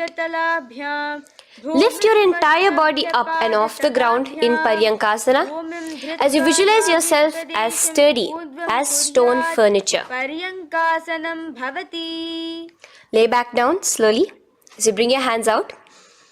Keep your knees to your chest here and your hands on the shoulders as we enter into Svottanasana. Visualize you're laying on your back as a playful dog. Move your hips in the circular motion. Do the Sahaja Kumbhaka. Now let us enter into Viparita Karani. First, bringing your arms out from behind your shoulders. Let your arms be extended by the side of your body. Use the strength of your arms, palms flat on the ground, to push your body, your upper body, your lower body off the mat.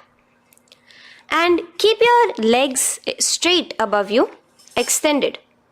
Move your legs around and around in Viparita Karani. Automatically the Jalandhara Bandha is engaged. Breathing during the Jalandhara Bandha is the Murcha Kumbhaka. Visualize Swamiji in your inner space. The next is Viparita Karani 2. In the same position, just stop the rotational movement of your legs. Visualize Swamiji in your inner space. Now, as we enter into Langalasana, just let your feet from the top rest onto the ground above your head. Interlace your fingers in the Parashu Mudra behind your body. Visualize yourself as a plow in Langalasana, continuing to engage the Jalandhara Bandha. भूमिं कर्षयेत् लङ्घलासनं भवति. Now, in Shaita Paschimottanasana, bring your hands out from behind your body and hold on to the toes above your head. Keep your legs and hands completely straight. Visualize Paramashiva as Shaita Paschimottanasana is one of the 84 different asanas directly revealed by Paramashiva himself. Continue to do the Murcha Kumbhaka, inhaling and exhaling with the Jalandhara Bandha. Clasping your toes now, spread your feet wide apart from each other in Supta Konasana. Visualize Swamiji in your inner space. Bring your feet back together as we enter into Chakrasana. Clasp your ankles, keeping your legs and hands completely straight above your head. Visualize yourself as a chakra, a wheel in Chakorasana. Now slowly rest your back onto the ground. Keep your legs raised up in Supta Prasarita Padangushtasana. Clasp the respective toes in the Prana Mudra with your index and middle fingers and spread your legs out wide apart from each other. Visualizing Swamiji in your inner space, restart the Ujjayi Kumbhaka where you're inhaling and exhaling, making the sound of an ocean. Bring your feet together in Supta Padangushtasana in the same position, continuing to visualize Swamiji in your inner space.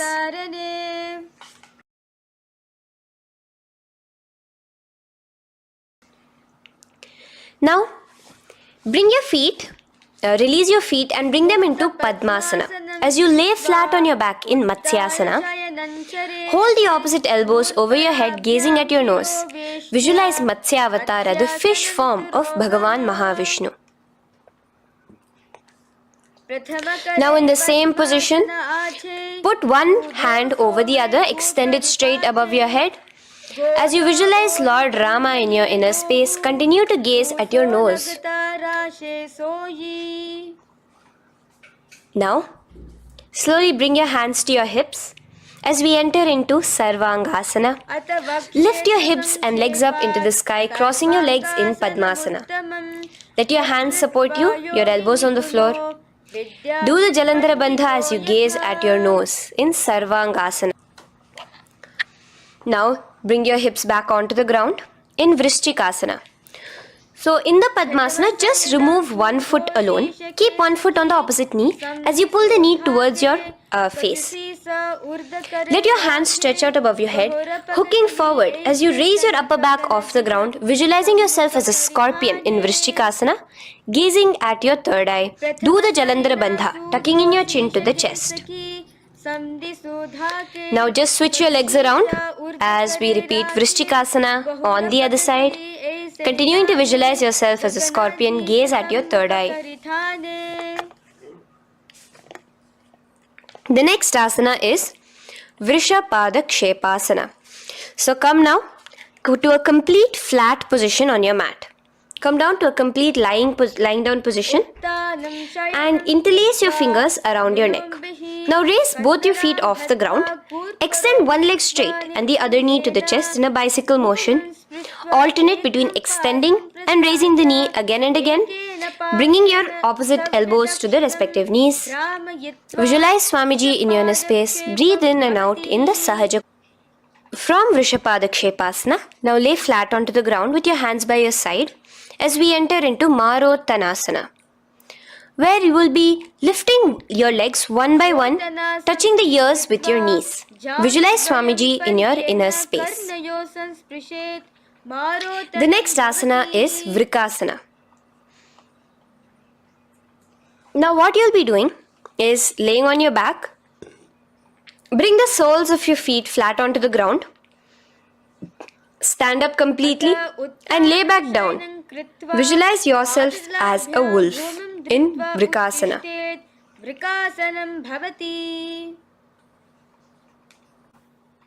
Now come back to a seated position as we enter into Luthasana, where you are going to be quickly throwing your legs above your head as you roll over completely, finishing in a prone position. Do this a couple of times. Come forward, roll over. Come forward and roll over again. Visualize Swamiji, the supreme point of Hinduism, in your inner space. Now, take a moment to relax.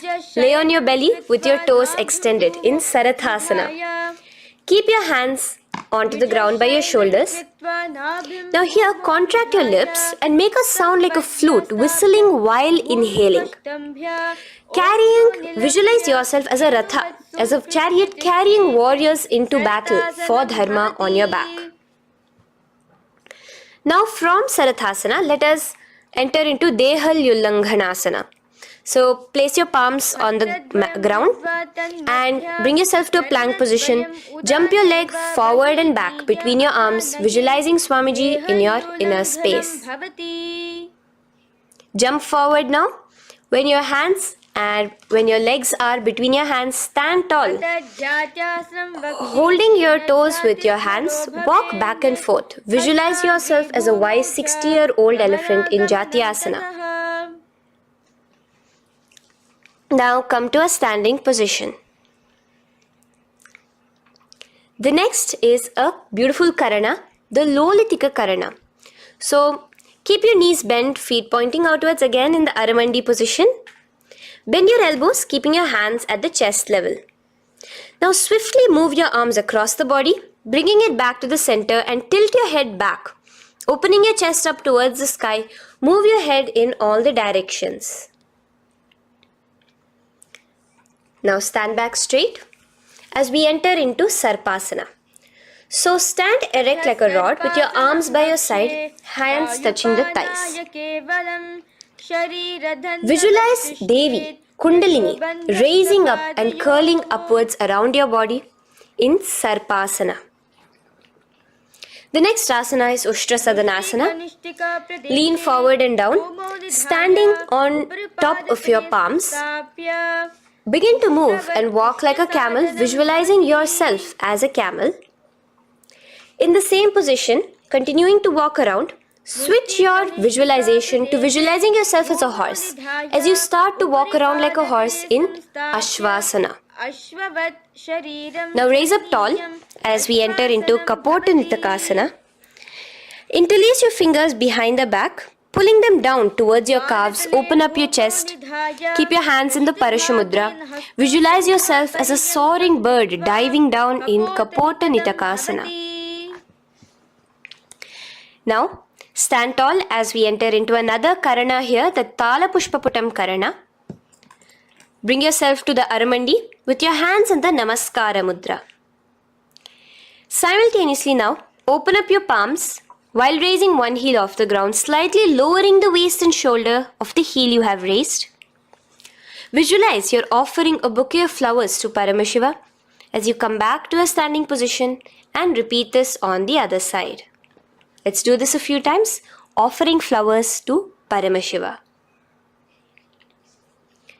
Now, come to a standing position. Stand straight and bring your hands together in the Namaskara Mudra. Slightly lean forward. Visualize yourself as a rhinoceros. Your hand is the horn as you gaze at your nose in Khadgasana. The next asana is Utthanotthanam. So come to a standing position and sit down all the way as low as you can to the ground and stand up. Do this again. Sit down. Stand up, and again, sit down, stand up. As you gaze at your nose throughout this. The next asana is Musalasana. Now come back to a standing position, raise your hands above your head, tall as you jump up and down repeatedly. Visualize yourself as a mace. Jump here in Musalasana. The next asana is Uchirshaka. So come back to a standing position. Pull the sole of one foot towards your belly. Now with the other leg, sit down and stand up. Release the leg. Pick the other leg up, pull it towards your belly. Sit down and stand up in Uchirshaka as you visualize Swamiji in your inner space, gazing at your nose. The next is a Karana, which we will be entering into. The Parshvajanu Karana. So again, bringing yourself to the Aramandi position. Bend and lift one knee towards your chest, pointing the toes downwards. Keep your arm around the knee, holding it with the hand in a fist. Let the other hand hang down on the thigh, wrist twisted, fingers pointing inwards. This is the Parshvajanu Karana. Now slowly release. As we enter into Tandavasana, stretch one leg out straight in front of you as you alternate between sitting and standing. Visualize yourself fiercely dancing as Paramashiva. Raise the foot to the inner thigh of the opposite side. As we enter into Brahmanasana, let your hand be resting by the sides. Keep your standing leg erect like a rod. Visualize yourself being blessed by Lord Brahma. Now, you can bring the left foot around the right knee and rotate it, tucking the left toes on the other side of the right calf. Simultaneously, cross your left arm below the right, bring your palms together in the Namaskara Mudra. Visualize yourself as Lord Garuda in Garudasana 3. Now slowly uncross your legs and hands as we enter into Ekapadasana, coming to a standing position. On the right leg, bring your left foot to the opposite thigh with your hands relaxed by the knees. Now take a hold of the raised foot with your hand in the Prana Mudra. Stretch your leg out wide, out to the side, and rotate your body quickly on the standing leg. Visualize yourself as the North Pole star in Dhruvasana. From here now, in the foot which is in your hand, just slowly, once you finish the rotating movement, in Trivikramasana, bring it up towards the back of your neck. Stand as tall as you can and alternate between sitting and standing. Visualize Bhagavan Mahavishnu in your inner space. Now you can take the leg out from behind your neck and stand straight. As we repeat the Parshvajanu Karana on the other side, bring your knee up to your chest, clasp your knee in a fist while the other hand comes to the opposite thigh. Hold there for a second and stretch your leg out. In Tandavasana, sit and stand. Visualize yourself fiercely dancing as Paramashiva. Bring the foot to the inner thigh, standing straight like a rod. Get your hands by your sides. Visualize yourself being blessed by Lord Brahma. In Brahmanasana on the other side. Move into Garudasana 3 on the other side as you rotate your leg over, your hand under. Visualize yourself as Lord Garuda. And uncross yourself as we move into Ekapadasana on the other side. Bring your foot to the inner thigh, to the root of the thigh, and stand straight. Clasp your toes, stretch it out as we go into Dhruvasana on the other side. Visualize yourself as a pole star rotating quickly. Come back to a standing position and bring your foot behind your neck. In Trivikramasana, sit and stand. Visualize Vishnu, Bhagavan Mahavishnu in your inner space. Now, stand tall as we do the Samanakha Karana. Stand with your feet close together, toes slightly pointed outwards. Keep both the hands to the side of the body. Take a moment to breathe in and breathe out and relax. Now, slowly relax and from the standing position, slowly bend forward, bringing both your hands underneath your knees. Now once you have squatted down fully, interlace the fingers together in the Parashamudra. Bring that interlaced fingers in front of your navel. In Ghorakanjali Asana, visualize the great sage Goraknatha, the founder of the Natha Yoga Hindu Sampradaya. As you do the Jivachala Kumbhaka, engage the Moola Bandha. The next asana is Kanchyasana. So now just slowly unwind your hands from each other, from your navel, and now bring your hands from the opposite side inwards underneath your calves and wrap your hands around your back. Hold them together in the Parashamudra. Keep your body, your upper body upright, visualizing the supreme pontiff of Hinduism in your inner space. The next is Bhairu Asana. So slowly unclench your hands and bring them out from underneath your legs. Keep your feet and knees together and in a squatting position, bring your hands behind your back, clasping them together, remaining in the Parashamudra. As you gaze at your navel center, visualize Bhagavan Kala Bhairava, the Lord of Time, in your inner space. The next asana is Varahasana. Now to gain your balance, you can lightly spread your legs apart and bring your hands to the back of behind you in the Anjali Mudra, palms together. Visualize a boar, one of the 10 incarnations, the Varaha Avatara of Mahavishnu, gazing at your nose. Now slowly relax, bring your hands out from behind you as we move into Pripithasana.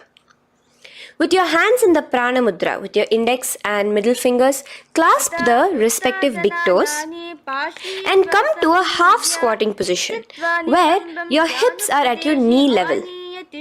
Visualize Swamiji in your inner space as you do this asana, Pripithasana.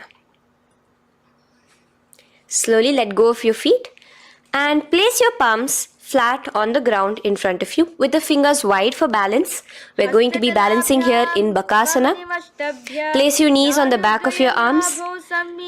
Focus your eyes on one spot as you raise your feet off the ground, balancing here. Visualize yourself as a crow. The next asana is Shushtanga Kapali Asana. So now come to a kneeling position. So from there itself, you can directly put your head onto the ground, or else come to a kneeling position and place your head onto the ground. Palms spread for support. Raise your body onto your head, bringing your legs into the Padmasana. Gaze at your nose. Visualize Swamiji himself in your inner space. Come down now, uncrossing your legs as you come down. Sit onto your knees, keeping the toes flat. Now, Let your heels come outside of the hips. Keep your hands on your knees. In Guptasana, sit straight. Keep your gaze on your nose. Visualize you're sitting in the sacred secret seat with Paramashiva and your Guru, Swamiji himself. Now we are going to be kicking up into a handstand. So get ready. Place your palms on the ground, fingers wide for support. Do take support of a wall if you need it. And lift your body up straight above your hands. Visualize you are a tree in Vrikshasana 2 with deep roots into the ground. Breathe in and breathe out slowly. In the same position as we move into Shibhu Asana, switch your gaze to the third eye. Hold it there for a few seconds and relax. Bring your feet back to the ground. Now lay flat onto the ground in a plank position and slowly lower your body towards the ground and push yourself up again. In Matsyasana 2, go down and come up, visualizing yourself as a fish. The next asana is Sarpasana 2. So here you're going to lay prone, completely flat now. You can lower yourself to the ground. Bring your hands to the hips. Extend your legs together and point your toes backwards. Lift your chest up and move left to right. You're moving like a snake while visualizing yourself as a snake in Sarpasana 2. Relax slowly, bringing your chest back to the ground. Now, keep your feet together, pointing backwards. As you bring your elbows onto the ground, rest your upper body on your elbows.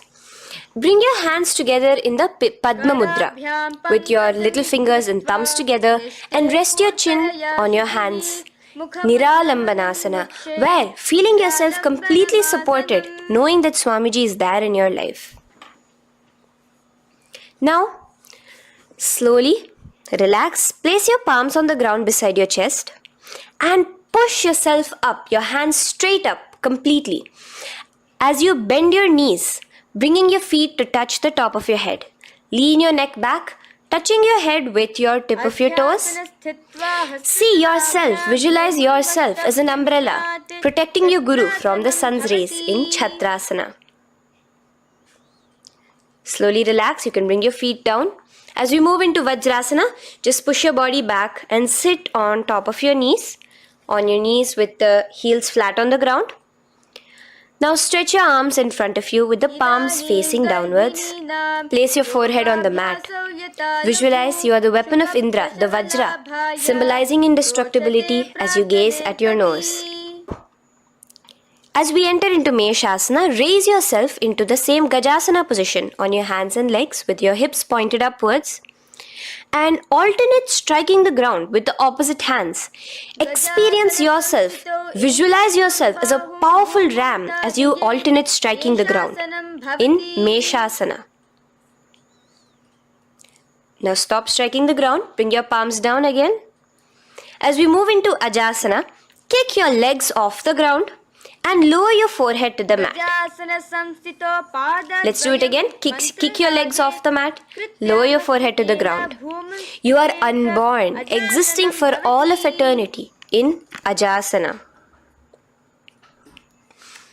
Now, come to a seated position as we move into Dhanantara Asana.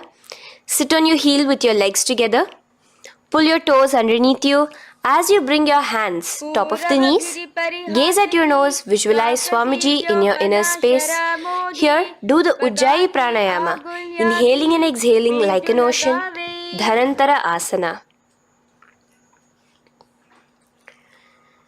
From Dhanantara Asana, now interlace your fingers in front of you and then behind you. Stretch your arms towards all the sides, backwards, forwards. Giving a massage to the various different joints and muscles in your body. Lean forward, get up again. Continuing to visualize Swamiji in your inner space. Relax your hands and now take your respective heels and point them outwards, outside the side of your hips. Keep your hands on your knees with your thighs and knees resting on the ground, spine straight. Visualize yourself as Lord Garuda in Garudasana 4, You have Mahavishnu and Mahalakshmi on your back as you are flying. The next asana is Ananda Mandirasana. Now you can continue to remain in the same position. You can bring your feet pointing inwards. Use your hands to clasp underneath your ankle. Make sure your knees are spread out wide. Gaze at the third eye. Visualize residing in the blissful space of a temple. You are in a temple in Ananda Mandirasana. Now, as we move into Mandukasana, keep your knees wide and sit on top of your ankles. Your hands underneath your knees. Gaze to your nose. Visualize yourself as a frog. Suck in your stomach in the Uddiyana Bandha and remember to do the Manduki Mudra, your tongue, your frog-like tongue, catching the nectar dripping from the Sahasrara Chakra in Mandukasana 2. Now, as we move into Narasimhasana, tuck your toes in and sit on top of the heels. Place your palms on the ground, spread your fingers wide and spread your knees apart onto the ground too. Gaze towards your nose, stick out your tongue and exhale forcefully, visualizing the Narasimha Avatara, the form of Mahavishnu as a half lion and half man. Now just raise up, bring your hands off the ground. Here we'll be doing a new pranayama, which is the Bhishraka pranayama, as we enter into Bhishrakasana. So continue to keep your knees and feet on the floor. As you bring your hand up to your face, make a hollow of your palms and place it over the mouth. Keep your thumbs under your teeth and close your lips. Gaze to your nose. Inhale through your left nostril, exhaling through the mouth. Gaze at your nose again. Visualize yourself as Devi, presiding over any and all minuscule fears you may have within you. Now moving back into the Ujjayi Pranayama, let us do Makadasana. So you can take your hands off your face and slowly remaining in the same position, bring it to your armpits. Bring your fingers to your armpits. Imitate as if a monkey is scratching. As you gaze to your third eye, visualize yourself as a playful monkey in Makadasana. From Makadasana, let's move into Vajra Sangharasana. So you can slowly lift your knees off the ground, just balancing on your toes, sitting on the heels. Bring your hands behind your back and clasp the opposite elbows. Gaze to your nose, embody a diamond. Visualize yourself as a diamond-like strength for yourself and your Sangha. The next asana is Khanjanasana. So now you can uncross your hands, rest on top of the heels with your knees on the ground. Keep the toes down, ankles crossed behind. Place your palms on the mat to your side. Suck your stomach in the Uddiyana Bandha as you gaze at your nose in Khanjanasana. Now, you can uncross your ankles and just sit with your toes flat. Keep your knees wide on the floor. Rest your hands on the knees. Just relax the Uddiyana Bandha, just sucking in your perineum in the Mula Bandha. Gaze at your nose, visualize yourself as a turtle with a stable body and mind to live for hundreds of years. And without changing anything in your physical posture, just visualize yourself uniting with Swamiji himself in Yogasana. Now, raise up onto your knees, cross your ankles behind your back until the feet are coming towards the opposite knees. Now, bring your hands behind you and hold on to the calves with the fingers inside, the thumbs outside. Gaze at the third eye as you visualize yourself in a space of oneness with Paramashivoham himself as Swamiji. Now you can uncross your ankles, come back to us standing on your knees as we enter into Ushtrasana 2. So now, in a kneeling position, bend backward, hold your ankles with your hands. Keep your arms straight. As you push your hips forward and tilt your head backwards, visualize yourself as a camel in Ushtrasana 2. Slowly, in the same position, lower yourself onto your back in Jatyasana 2. As you are lowering yourself, experience yourself as a blooming lotus. Bring your head, the back of your head onto the mat. Gaze to your nose. Now, let's move into Viratasana. So, try your best to do this without the support of your hands, but you can use your hand support if needed as you raise up from Jatyasana and back down. Raise up and go back down as you gaze at your nose. Raise up and go back down.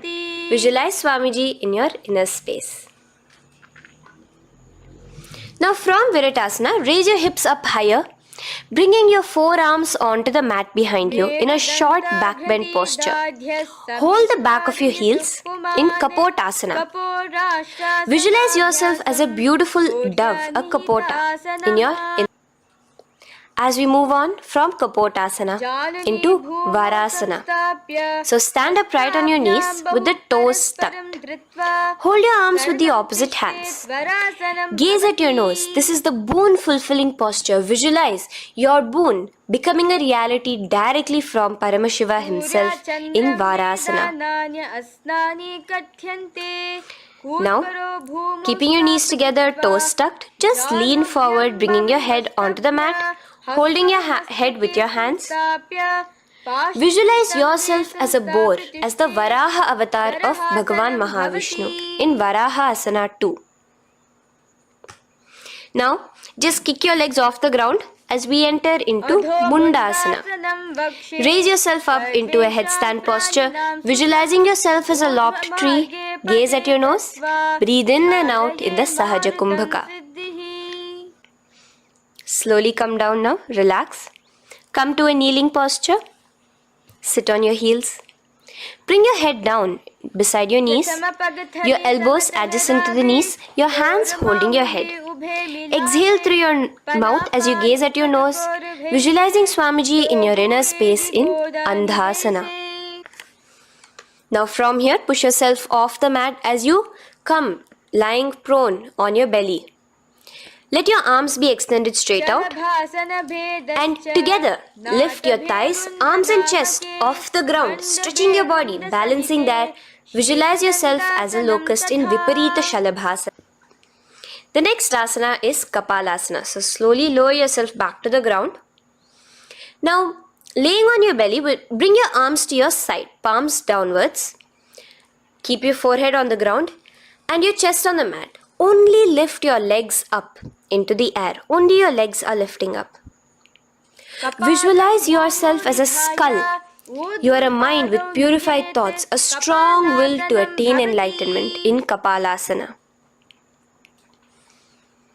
The next asana is Akasha Kapotasana. So now, in the same position as you are, let your arms be straight out behind you. As you kick your legs up and over your head, bring your feet slowly to the mat in front of you. Push yourself, balance there. Visualize yourself as a free and open flying dove in Akasha Kapotasana. Bring your legs back out as you lay flat on the mat. Now push yourself onto your knees. Place your forearms on the ground and your chest down such that your navel is touching your knees. Be sturdy, visualizing yourself as a sparrow in Chatakasana. The next asana is Vrishchikasana 2. So your forearms are on the ground. Now slowly raise to your toes and kick your legs off the mat. Slowly lowering your legs to your head. Visualize yourself as a scorpion as you balance in Vrishchikasana 2. Slowly release yourself, coming back to the ground as we enter into Vrishasana. Sit down on top of your right heel and let your left foot remain outside of the hip, the ankle to the side. Place your hands on the mat, visualizing yourself as a bull in Vrishasana.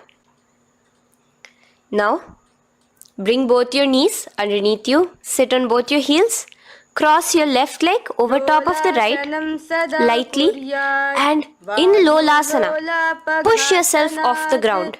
Your knees are off the ground, you're just balancing on your hand above the mat. Visualize Swamiji in your inner space. Lower down now, Bring the left foot now outside. Bring the right foot out and sit on your left heel now. As we do Vrishasana on the other side, visualize yourself as a bull. From here, let us get into a very powerful asana, Balagunasana. So, place your left toes on the ground, sit on the heel of your left foot. Place the right foot flat with the knees raised towards your chest. Maintain your palms on the respective knees. Be upright. Visualize Balagunahai, one of the 84 siddhas in your inner space in Balagunasana. Now come to a squatting position. Let your feet be flat as you bring your elbows under your thighs and calves, wrapping it around your shins. Hold on to your ankles from the outside in Grahasana, visualizing yourself as an entire planet. Now, you can unwrap yourself as you sit on top of the opposite heel in Balagunasana on the other side. Maintain your palms on the respective knees. Visualize Balagunahai, one of the 84 siddhas in your inner space. Now, sit upon both the toes with the heels up and knees off the mat, knees pointing forward. Now, keep your hands downwards on the respective knees. Keep your spine upright as you visualize Swamiji in your inner space in Utkatasana. The next asana is Vajra Sangharasana. Just spread your knees out wide in Utkatasana. Spread your knees out wide. Clasp the elbows behind your back. Visualize Swamiji in your inner space in Vajra Sangharasana too. The next asana is Anilasana. Now, sit with your feet hip width apart. Bring your hands under the soles of your feet from inside. Your palms facing downwards. Step onto your hands. Keep your arms straight, elbows together at the navel. Gaze to your nose. Visualize yourself able to consume and live off of air alone in Anilasana. The next is Padukasana. So from Anilasana, you can release your hands. Place the back of your hands on the mat with your fingers facing upwards. With your fingers facing towards your body, palms upwards. Step your feet on top of your hands and wrap your hands around your feet like a shoe. Walk around. Visualize you're wearing padukas, walking across the length and breadth of the world in Padukasana. Now bring your palms onto the ground. Stop moving around as we move into Kukutodana. Kick your feet up into the air and let them fall back down. Let's go up again and come down. Kick up and go down. Visualize yourself as a rooster in Kukutodana. The next is Viparita Nrityasana. So as you're kicking yourself up, you can go up into a complete handstand posture, which is Viparita Nrityasana. Do take support if needed. And move around on your two hands as if you are dancing in Viparita Nrityasana. Slowly come back down to a standing position. Lean forward and let your feet be slightly apart from each other. Bring one palm down on the mat with the arms straight. Bring the opposite hand to your head and be stable in Kunjarasana. Now just put that hand down as you bring the other hand to your head, repeating Kunjarasana on the other side. Be stable here. Now you can squat back down onto the ground. Keep your feet flat. Hold your respective ankles and lift your feet off the ground in Kadambasana. Visualize yourself as a Kadamba tree, a pious tree that promotes a long life. The next asana is Pavana Muktasana. Now sit back down onto the ground. Bring your knees towards your chest. Let your hands wrap around your knees. Hold it close to your body. Visualize all the excess vata, air, just balancing and releasing in your system in Pavana Muktasana. Now, let us move into Chakorasana. So first stretch your legs out in front of you. Bring one leg behind your head. Now place both hands on the ground and lift your body off the ground while lifting the other leg too, up straight. Visualize yourself as a powerful source of energy. Gaze at your third eye in Chakorasana. Slowly relax back down. Now hold your left toes with the left hand, index and middle fingers. Pull the foot to the left ear. We are entering into Dhanurasana 2. Extend your right leg out, keeping straight. Hold the big toe with your right hand. Visualize yourself as a bow in Dhanurasana 2. The next is Ashtavakrasana. So lift your left leg over top of the left shoulder. After releasing your hands, bring the right foot across and hook it on top of the left foot. Lean forward and down, keep your palms onto the ground. Extend your legs out to the left, lift your head up and chest. You're completely balancing only on your hands as you visualize yourself as a flying crane in Ashtavakrasana. Now slowly relax down. From here, bring your right foot to the left thigh and your left foot flat onto the ground. Knees raised up. Have your left shoulder underneath the respective leg and place your hands flat on the ground. Gaze towards your third eye. Visualize you are immortal, able to exist solely from prana alone in Pranasana. From here, moving into Parshva Matsyendrasana. Place your right foot at the root of the left thigh. Then the left leg by the side of the right knee. Hold the left leg by the right hand. Twist your body out. Remain steady here, gazing at the third eye. Visualize Matsyendranatha, the great Rishi, Yogi, master of Hatha Yoga, in your inner space. Now slowly unwind yourselves. As we repeat Chakorasana on the other side, lift the other leg behind your head. Place both your hands on the ground and keep your entire body off the ground straight up. Gaze at your third eye, visualizing yourself as a powerful source of energy. Now relax back onto the ground. Let's repeat Dhanurasana 2 on the other side. Clasp your respective hands with the feet. Pull one foot back, the other foot extended forward, visualizing yourself as a bow. Release your feet as you cross them over each other, over top the shoulder in Ashtavakrasana on the other side. Raise off the ground. Visualize yourself as a flying crane. The next asana, we'll be repeating Pranasana on the other side. Bring the right foot to the left thigh. Bring your hands onto the ground with the knee raised. Gaze at your third eye, visualizing yourself able to live off just prana, just air alone. And relax as we do Parshva Matsyendrasana on the other side. Twist yourself, visualizing Matsyendranatha, gaze towards your third eye. And from there, let us enter into Ardha Paschimottanasana. Keep one leg straight and press your perineum with the other heel. Bring your chest forward and down. Hold your toes and feet and bring your head towards your knees. Here in Ardha Paschimottanasana, visualize Swamiji in your inner space. Now raise up and the foot which was at the inner thigh, now rotate it outside of the hip. Now hold the sole of your other foot and lift your leg up towards your forehead. Try to bring your knee to your forehead as you keep your knee straight.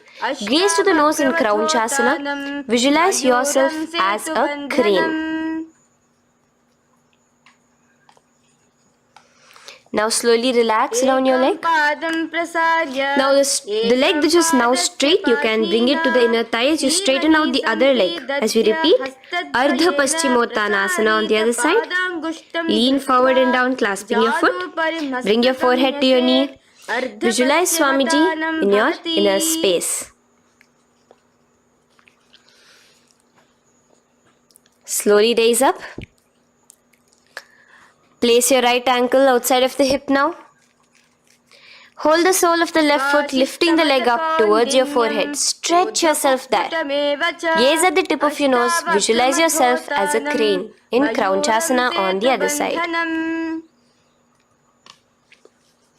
Now, from here, bring the soles between the thighs and calves. So once you have relaxed yourself, bring your soles between the thighs and calves. Keep your spine straight, palms resting on your knees.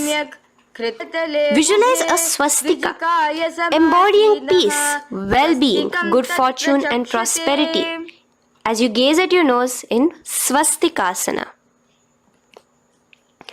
Now without changing anything about your position, just take your hands alone.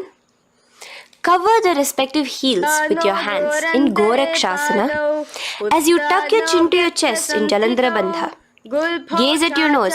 Visualize the great Rishi Gorakhnatha, the founder of the Natha Yoga Hindu order. Now release the Jalandhara Bandha. Continue to keep the Mula Bandha engaged throughout the whole sequence. As you raise one foot to the opposite thigh, bring your hands to your face in the Shanmukhi Mudra, closing your eyes with your index finger, nose with the middle finger, ears with the thumbs. Gaze at your third eye as you meditate on Swamiji himself, the Supreme Pontiff of Hinduism. Now release the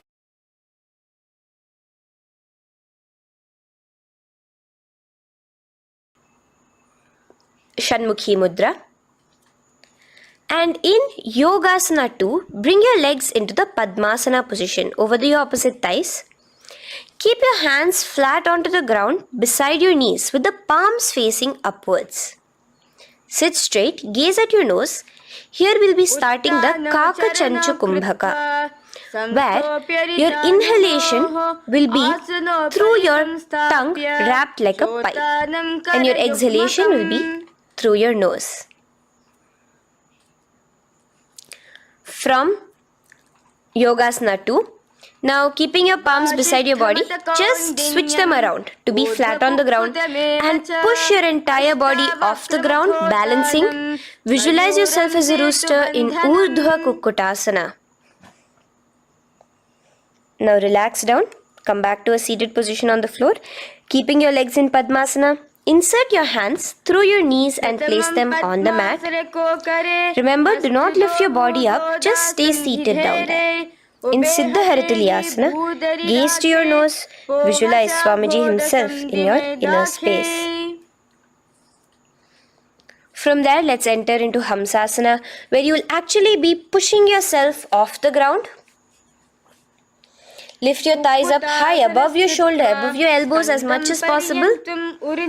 Gaze to your nose, visualizing yourself as an elegant swan in Hamsasana. Now release yourself. Now, do not take your hands out from between your thighs and calves. Just go onto your knees and reach your hands behind your body with your fingers interlaced in the Parashu Mudra. Bring your forehead to the floor as you gaze at your nose. Visualize yourself as Lord Paramashiva's bow in Karmukasana. Now, slowly come back to the seated position as we move into Kurmasana 2. Keeping your hands in between your thighs and calves, bend your elbows and hold your respective shoulders with your hands. Visualize yourself as a turtle, a stable body and mind to live for hundreds of years. Now in the same position, just engage the Jalandhara Bandha, tucking your chin to your chest as we move into Granthi Bhedasana, gazing at your nose. Rejoice, knowing you are in Paramashiva's secret knot posture. And from there, release the Jalandhara Bandha as you roll onto your back. Keep your hands on the shoulders, laying flat on your back. As you visualize yourself as a turtle on its back, playful, gaze at your nose in Uttana Kurmasana.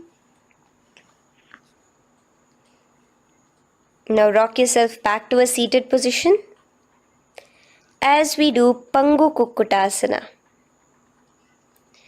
Now it's the same as your hands between your thighs and the calves, except you will be placing one hand flat on the mat. Hold the wrist with the other hand. Lift your body up and holding only on one hand.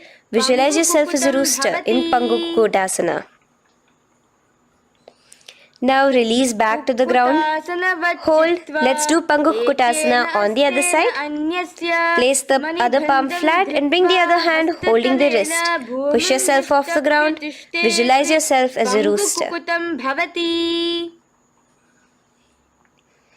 Continue the Kakachanchu Kumbhaka, sucking in your breath through your curled tongue and exhaling through your nose.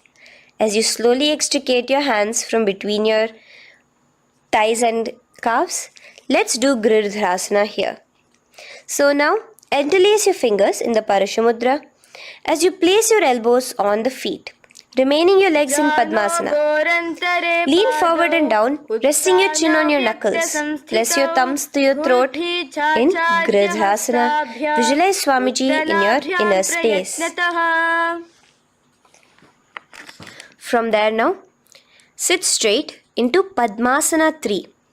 So with your legs in Padmasana, bring one hand over the other near your navel center.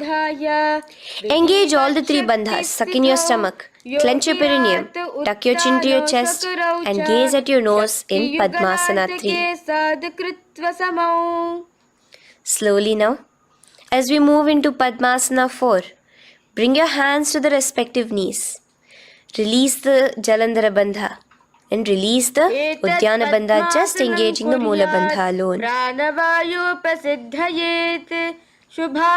Visualize Paramashiva in your inner space as you gaze at your nose in Padmasana 4.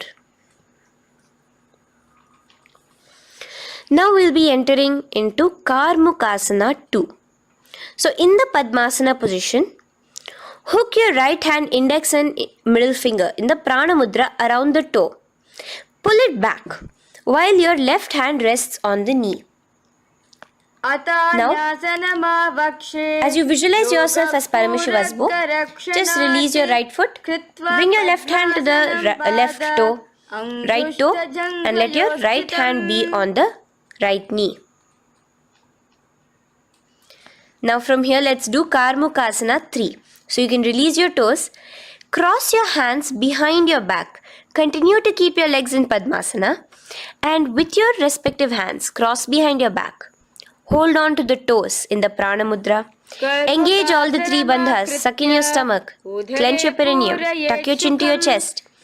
Visualize yourself as Paramashiva's bow in Karmukasana 3.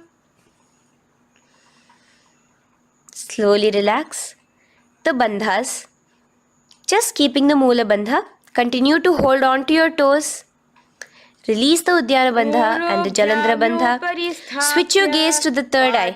Visualize you are Paramashiva's third eye itself. Anything you come across, you just rejuvenate it, destroy it in Dridhasana. Now, try to keep your hands at the toes. If not, just keep your hands crossed behind you as you lean onto your back in Padmasana, where you are entering into the Nagrasana position. Lay flat onto the back, visualizing yourself as a snake, gaze at your nose in Nagrasana.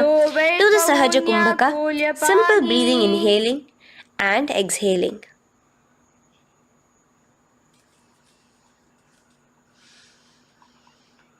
Now bring your knees to your chest. Let your hands wrap around your knees. Slowly uncross your Padmasana and bring your knees to your chest. Bring your hands to the Parashamudra, the fingers interlocked on top of your knees. As you pull your chin up to your knees, visualize yourself as a ball in Kandukasana. Now relax. Bring your feet onto the ground. The knees pointed upwards in Urdhva Pavanasana. As you interlace your fingers, bring the interlaced fingers behind your head. Laying down, gaze at your nose in Urdhva Pavanasana. The next asana is Marakata Pithasana. Now, from behind your head, take your hands out and clasp onto your feet. Just step lightly onto your palms. As you push your hips up into the sky, automatically engaging the Jalandhara Bandha. Visualize yourself as a powerful alpha ape in Marakata Pithasana. In the same position now, bring your hands to your hips as we enter into Uttanashiki Pitakasana. Let your weight rest on your elbows as you stretch your legs out straight. Gaze at the nose. Visualize Swamiji in your inner space. From there, continuing to rest on your elbows, kick your feet up high into the sky in Narakasana. Stretch your palms out behind you flat on the ground. Balance there. Visualize yourself blissfully traveling through hell unscathed in Narakasana. Bring your hands to your hips now as we move into Tiryanaukasana. Angling your legs down at an angle, visualize yourself as a boat crossing the ocean of samsara in Tiryanaukasana. Now from there, come back straight as we enter into Dhwajasana. Keep your legs up high above your body, your hands stretched out down behind you. As you push yourself up, visualize where Kailasa's flag respected across all nations in Dhwajasana. Hold there for a few seconds and relax now. Flat onto the ground, palms slightly away from your body. Do not move at all in Mritasana. Your body is dead. Visualize that.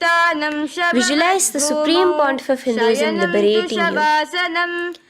Let your awareness travel to all the parts of your body in the Shakti Chalan Mudra as we do Mritasana.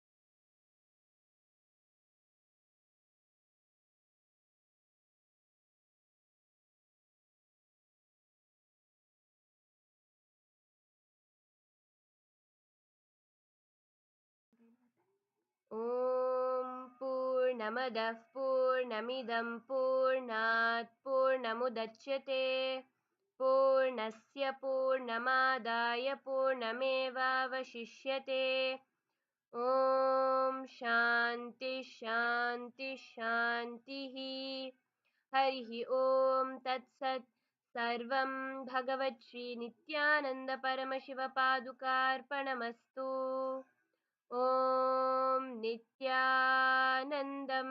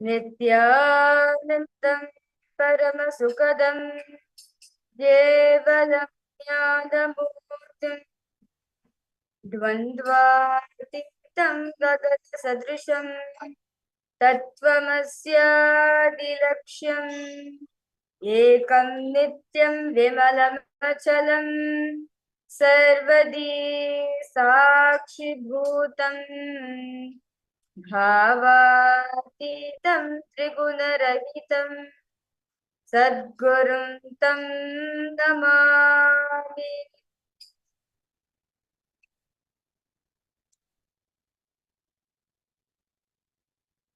Nityanandam, welcome all the participants and all the viewers who is joining us live today for today's Paramashivoham program. We'll be entering into the 20th day of the program.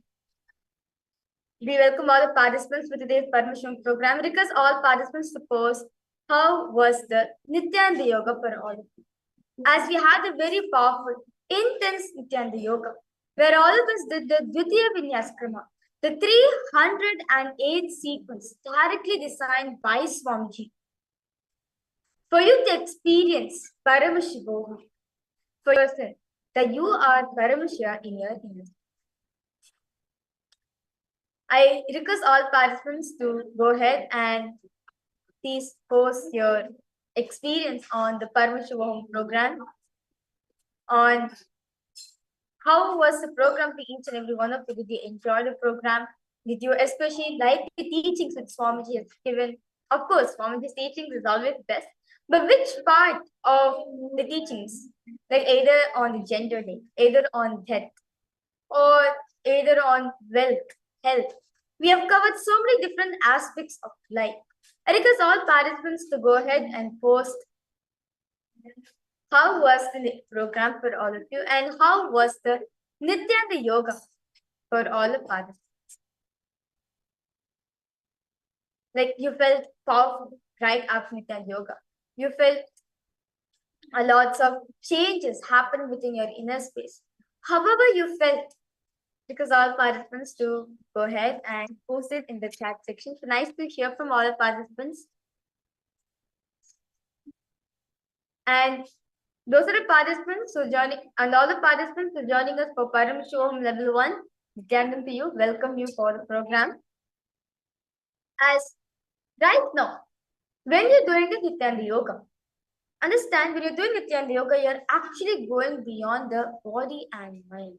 You're experiencing a state where you're going beyond the body and mind. As Swamiji says, by doing the Nityanda Yoga, each of the asanas you're doing, understand you can only do these asanas only when you are in oneness space with Swamiji. Only when established in the beautiful oneness space, where experience you and Swamiji oneness. Only with that experience, you will be able to do the Nityanda Yoga. Otherwise, without that oneness experience, without the feeling connection which you have with Swamiji, you may be able to first be asanas, but you'll not be able to continue this stuff because Swamiji has programmed the software. Swamiji has programmed the program in such a way that only in that oneness space you'll have the ability to do each of the asanas. As Swamiji says very beautifully, yoga is for you to experience the state, space, powers, being, superconsciousness of Paramashiva. It is not for you to experience anything else, but it's for you to experience the state, space, powers, being, and superconsciousness of Paramashiva. When we experience this, first thing starting in our beautiful dream, you will see that when we experience this, the Paramashivoham, the oneness experience within yourself, you see that by doing Nityanda Yoga, your body is actually becoming a vessel to receive the beautiful energy. See, Swamiji says very beautifully that our body is like a vessel. It's like now our vessel, if you upturn the vessel, put it under a tap. And if you pour any amount of water on the tap, will the pot carry any energy, when the pot carry any water, it will not retain any water, so it will just leave, it will just go. Same way, only when we put the pot in its proper direction, it only then it will catch, it will hold some water in. Otherwise, it will just leave. Same way, our body is like that. Our body is like a vessel which is up down. And when you're going receiving that energy from Swamiji, it's instead of retaining the beautiful energy within your inner space, the energy will start leaking out in you. That is why it is important for all of us to do the Nityanga Yoga. When you do the Nityanga Yoga, you're actually strengthening your body. Your body is actually becoming a vessel for you to experience, for you to hold, retain this beautiful energy in you. So when you start your day with the beautiful Nityanga Yoga, with a beautiful space, oneness space of Swamiji, you will see that throughout your whole day, you will be in that same experience. Whether you're doing the job, whether you're attending the permission program, whatever activities you may be doing, you will see that you'll retain the beautiful space within yourself. So why we need to do palm manifestation right after Nityanga Yoga? See, now what you experience all of you had in the Nityanga Yoga, you are actually experiencing. Now the experience during Nityanga Yoga, you're experiencing the oneness space. Now, by doing the palm manifestation right after Nityanga Yoga, you're actually solidifying the experience in you. You're actually making it as solidified experience, a solid experience for you. Like for example, take example of ice. When ice is not being touched and kept for a long time, it becomes a spatika. How hard it becomes. Same way, when you do the palm manifestation right after Nityanga Yoga, the oneness experience which you felt in the Nityanga Yoga will actually get solidified. You'll actually feel lots of oneness. You'll feel that the experience which you felt in the Nityanga Yoga will actually become it will actually become part of your system. It will actually become your very bio-memory itself.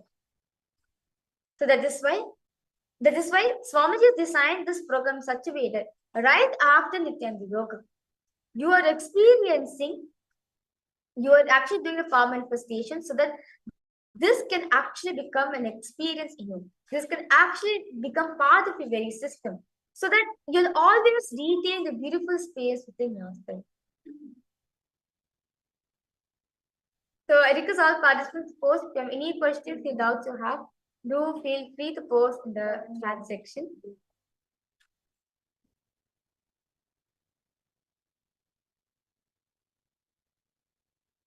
So I request all participants now to settle down, drink some water. As when you're doing each of these asanas, when you're doing the asanas, your body tends to release lots of heat within yourself, which you feel so dehydrated, you feel lots of fatigue. So request all participants to drink a lot of water. During the session also, request all participants to drink water. As you hydrate yourself, it will actually help you in the program. And I request all participants, you can go ahead, settle down, relax yourself completely. You can change your clothes as you're settling back for the program, for the palm manifestation. Because all participants to get an IBAN and come. It can be any. I request all participants get an IBAN. If you do not have an IBAN, preferably a cloth, a darker color. You can take preferably a darker shade of. You can take it and use it as an IBAN for all of you. Because all participants, let's take a few minutes. You can go ahead, relax yourself.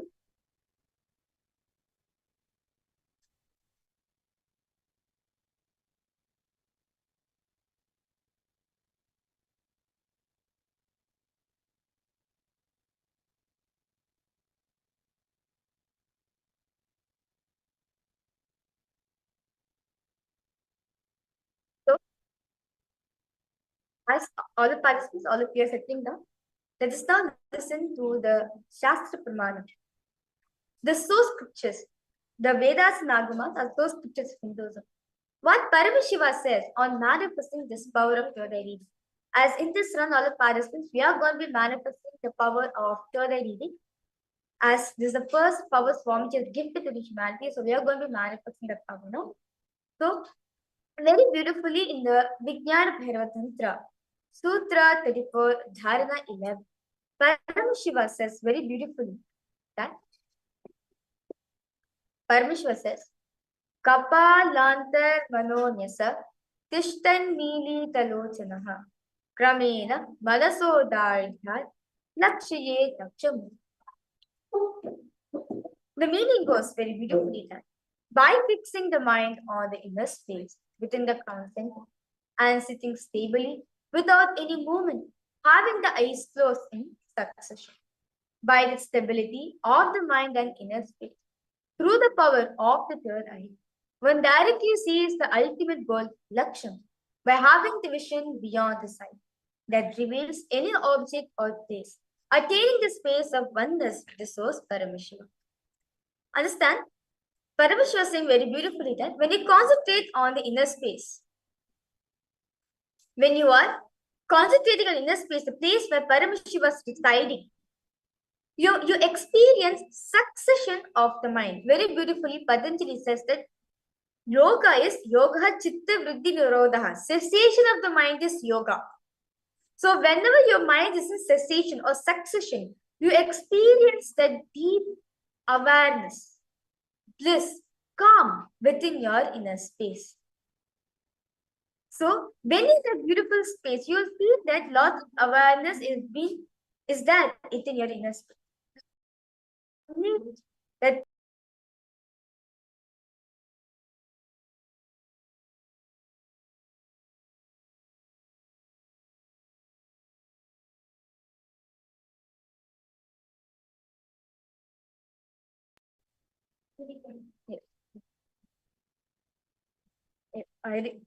sorry for the interruption for all the participants. To understand, when you're going beyond the mind, when you're unclutching from that space, when you establish the pure unclutching space with Paramashiva, you'll see that through the third eye, you're able to see the images, objects, anything you're able to see through the third eye. And in the beautiful space of unclutching, you're established in that oneness space where you feel that you and Paramashiva are one and the same. Also in the Bhagavad Gita, Sri Krishna also speaks about this power in the 11th chapter, verse 8, where Bhagavan Sri Krishna says very beautifully, Natumam shakyase drashtum anenaiva svachakshisha divyam dadamite chakshuhu pashyame yogameshwaram. Very beautifully, Bhagavan Sri Krishna says to Arjuna. The meaning goes very beautifully. But you cannot see my cosmic form with these physical eyes of yours.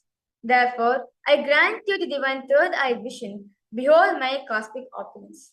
See, understand, Bhagavan Sri Krishna saying to Arjuna that the eyes which you carry, the two physical eyes which you carry is limited. It does not have the ability to perceive my cosmic form. And this is only limited. Therefore, I initiate you the third eye. Divyam dadamite chakshu. Divya chakshu.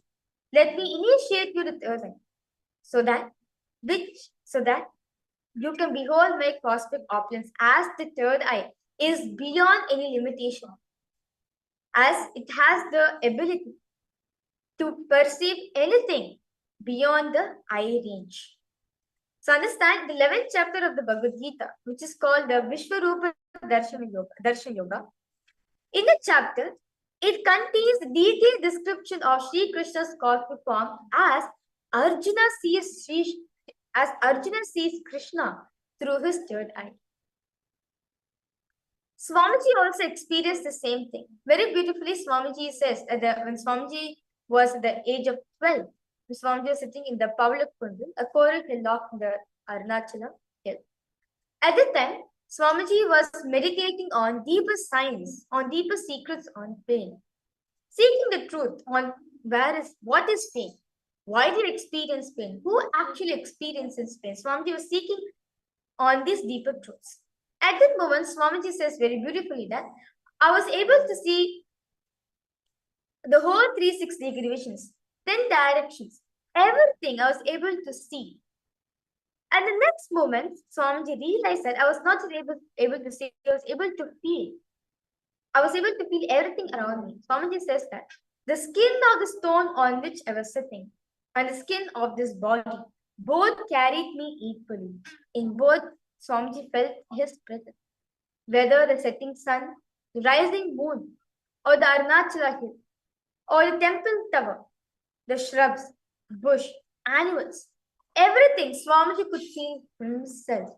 Swamiji felt everything as part of him. Swamiji says that the idea that something was inside of me and outside of me broke, as I could feel everything as me, as I felt my presence in everything. So Swamiji says that first I was able to see the whole 360-degree visions, the 10 directions, everything Swamiji was able to see. The next moment itself, Swamiji realized I was not just able to see, I was able to feel, experience all of that as me, everything as part of. With that beautiful experience, understand we get from the Swamiji's own life and from the source scriptures of Hinduism. Let us now enter into the power manifestation. So request all participants now to settle down in front of the cameras. We'll be now entering into the power manifestation. Request all participants now to close your eyes. Visualize, close your eyes, tie your eyes with the eye band.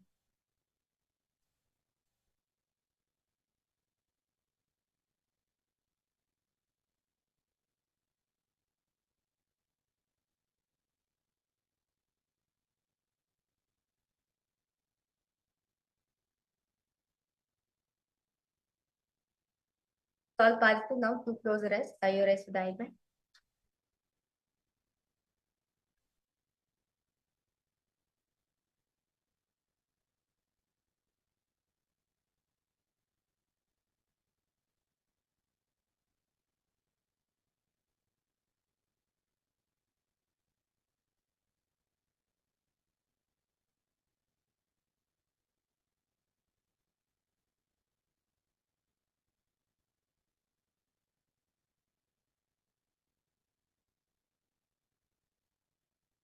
Now, in the space, visualize Swamiji in your inner space.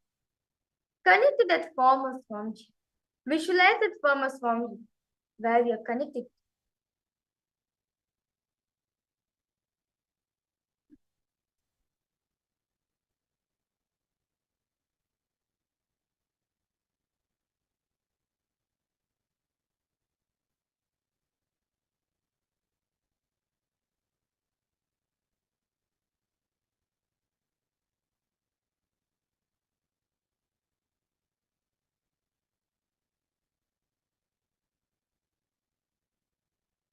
Slowly, intensely, start chanting the Mahavakya. Om Nityananda Paramashivoham. Om Nityananda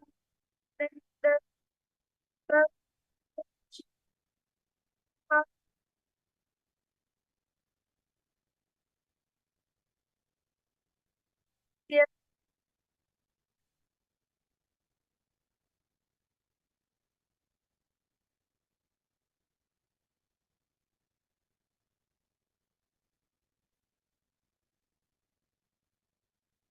Intensely, chant the Mahavakya.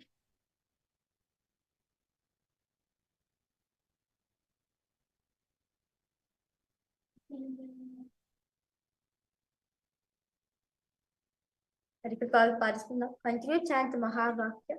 Let your whole being reverberate with the frequency of the Mahavakya.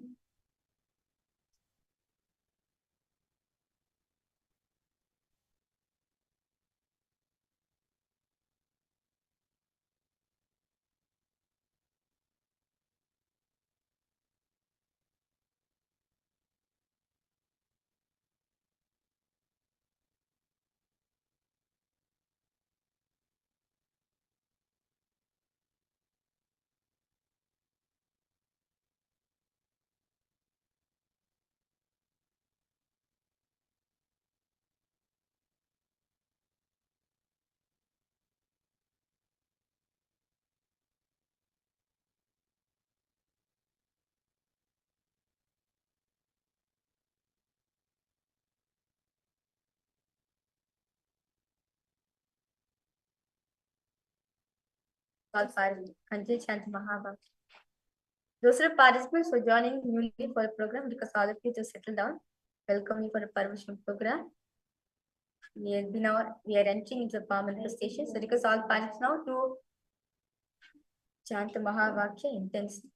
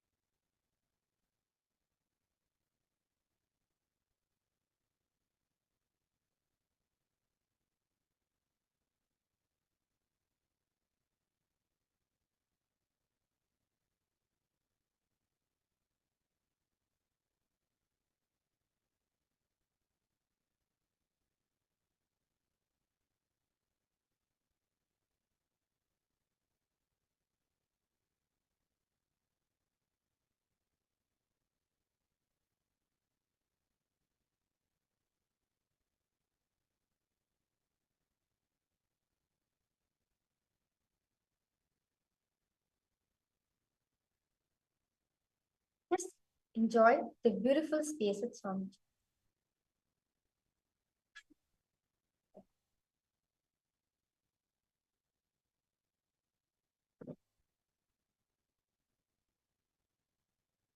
Because all participants know, image is being projected for all the participants. As in that beautiful space at Swamiji, ask Swamiji to reveal what is the image which is being projected. And because all participants start conversing with Swamiji, ask Swamiji to reveal what is the picture my Acharya is projecting for me. What are the colors? What the image is about? The description of the image. Because all participants go ahead, start speaking with Swamiji. Paramashivoham Om Nityananda Paramashivoham Om Nityananda Paramashivoham Om Nityananda Paramashivoham Om Nityananda Paramashivoham Om Nityananda Paramashivoham Om Nityananda Paramashivoham Om Nityananda Paramashivoham Om Nityananda Paramashivoham Om Nityananda Paramashivoham Om Nityananda Paramashivoham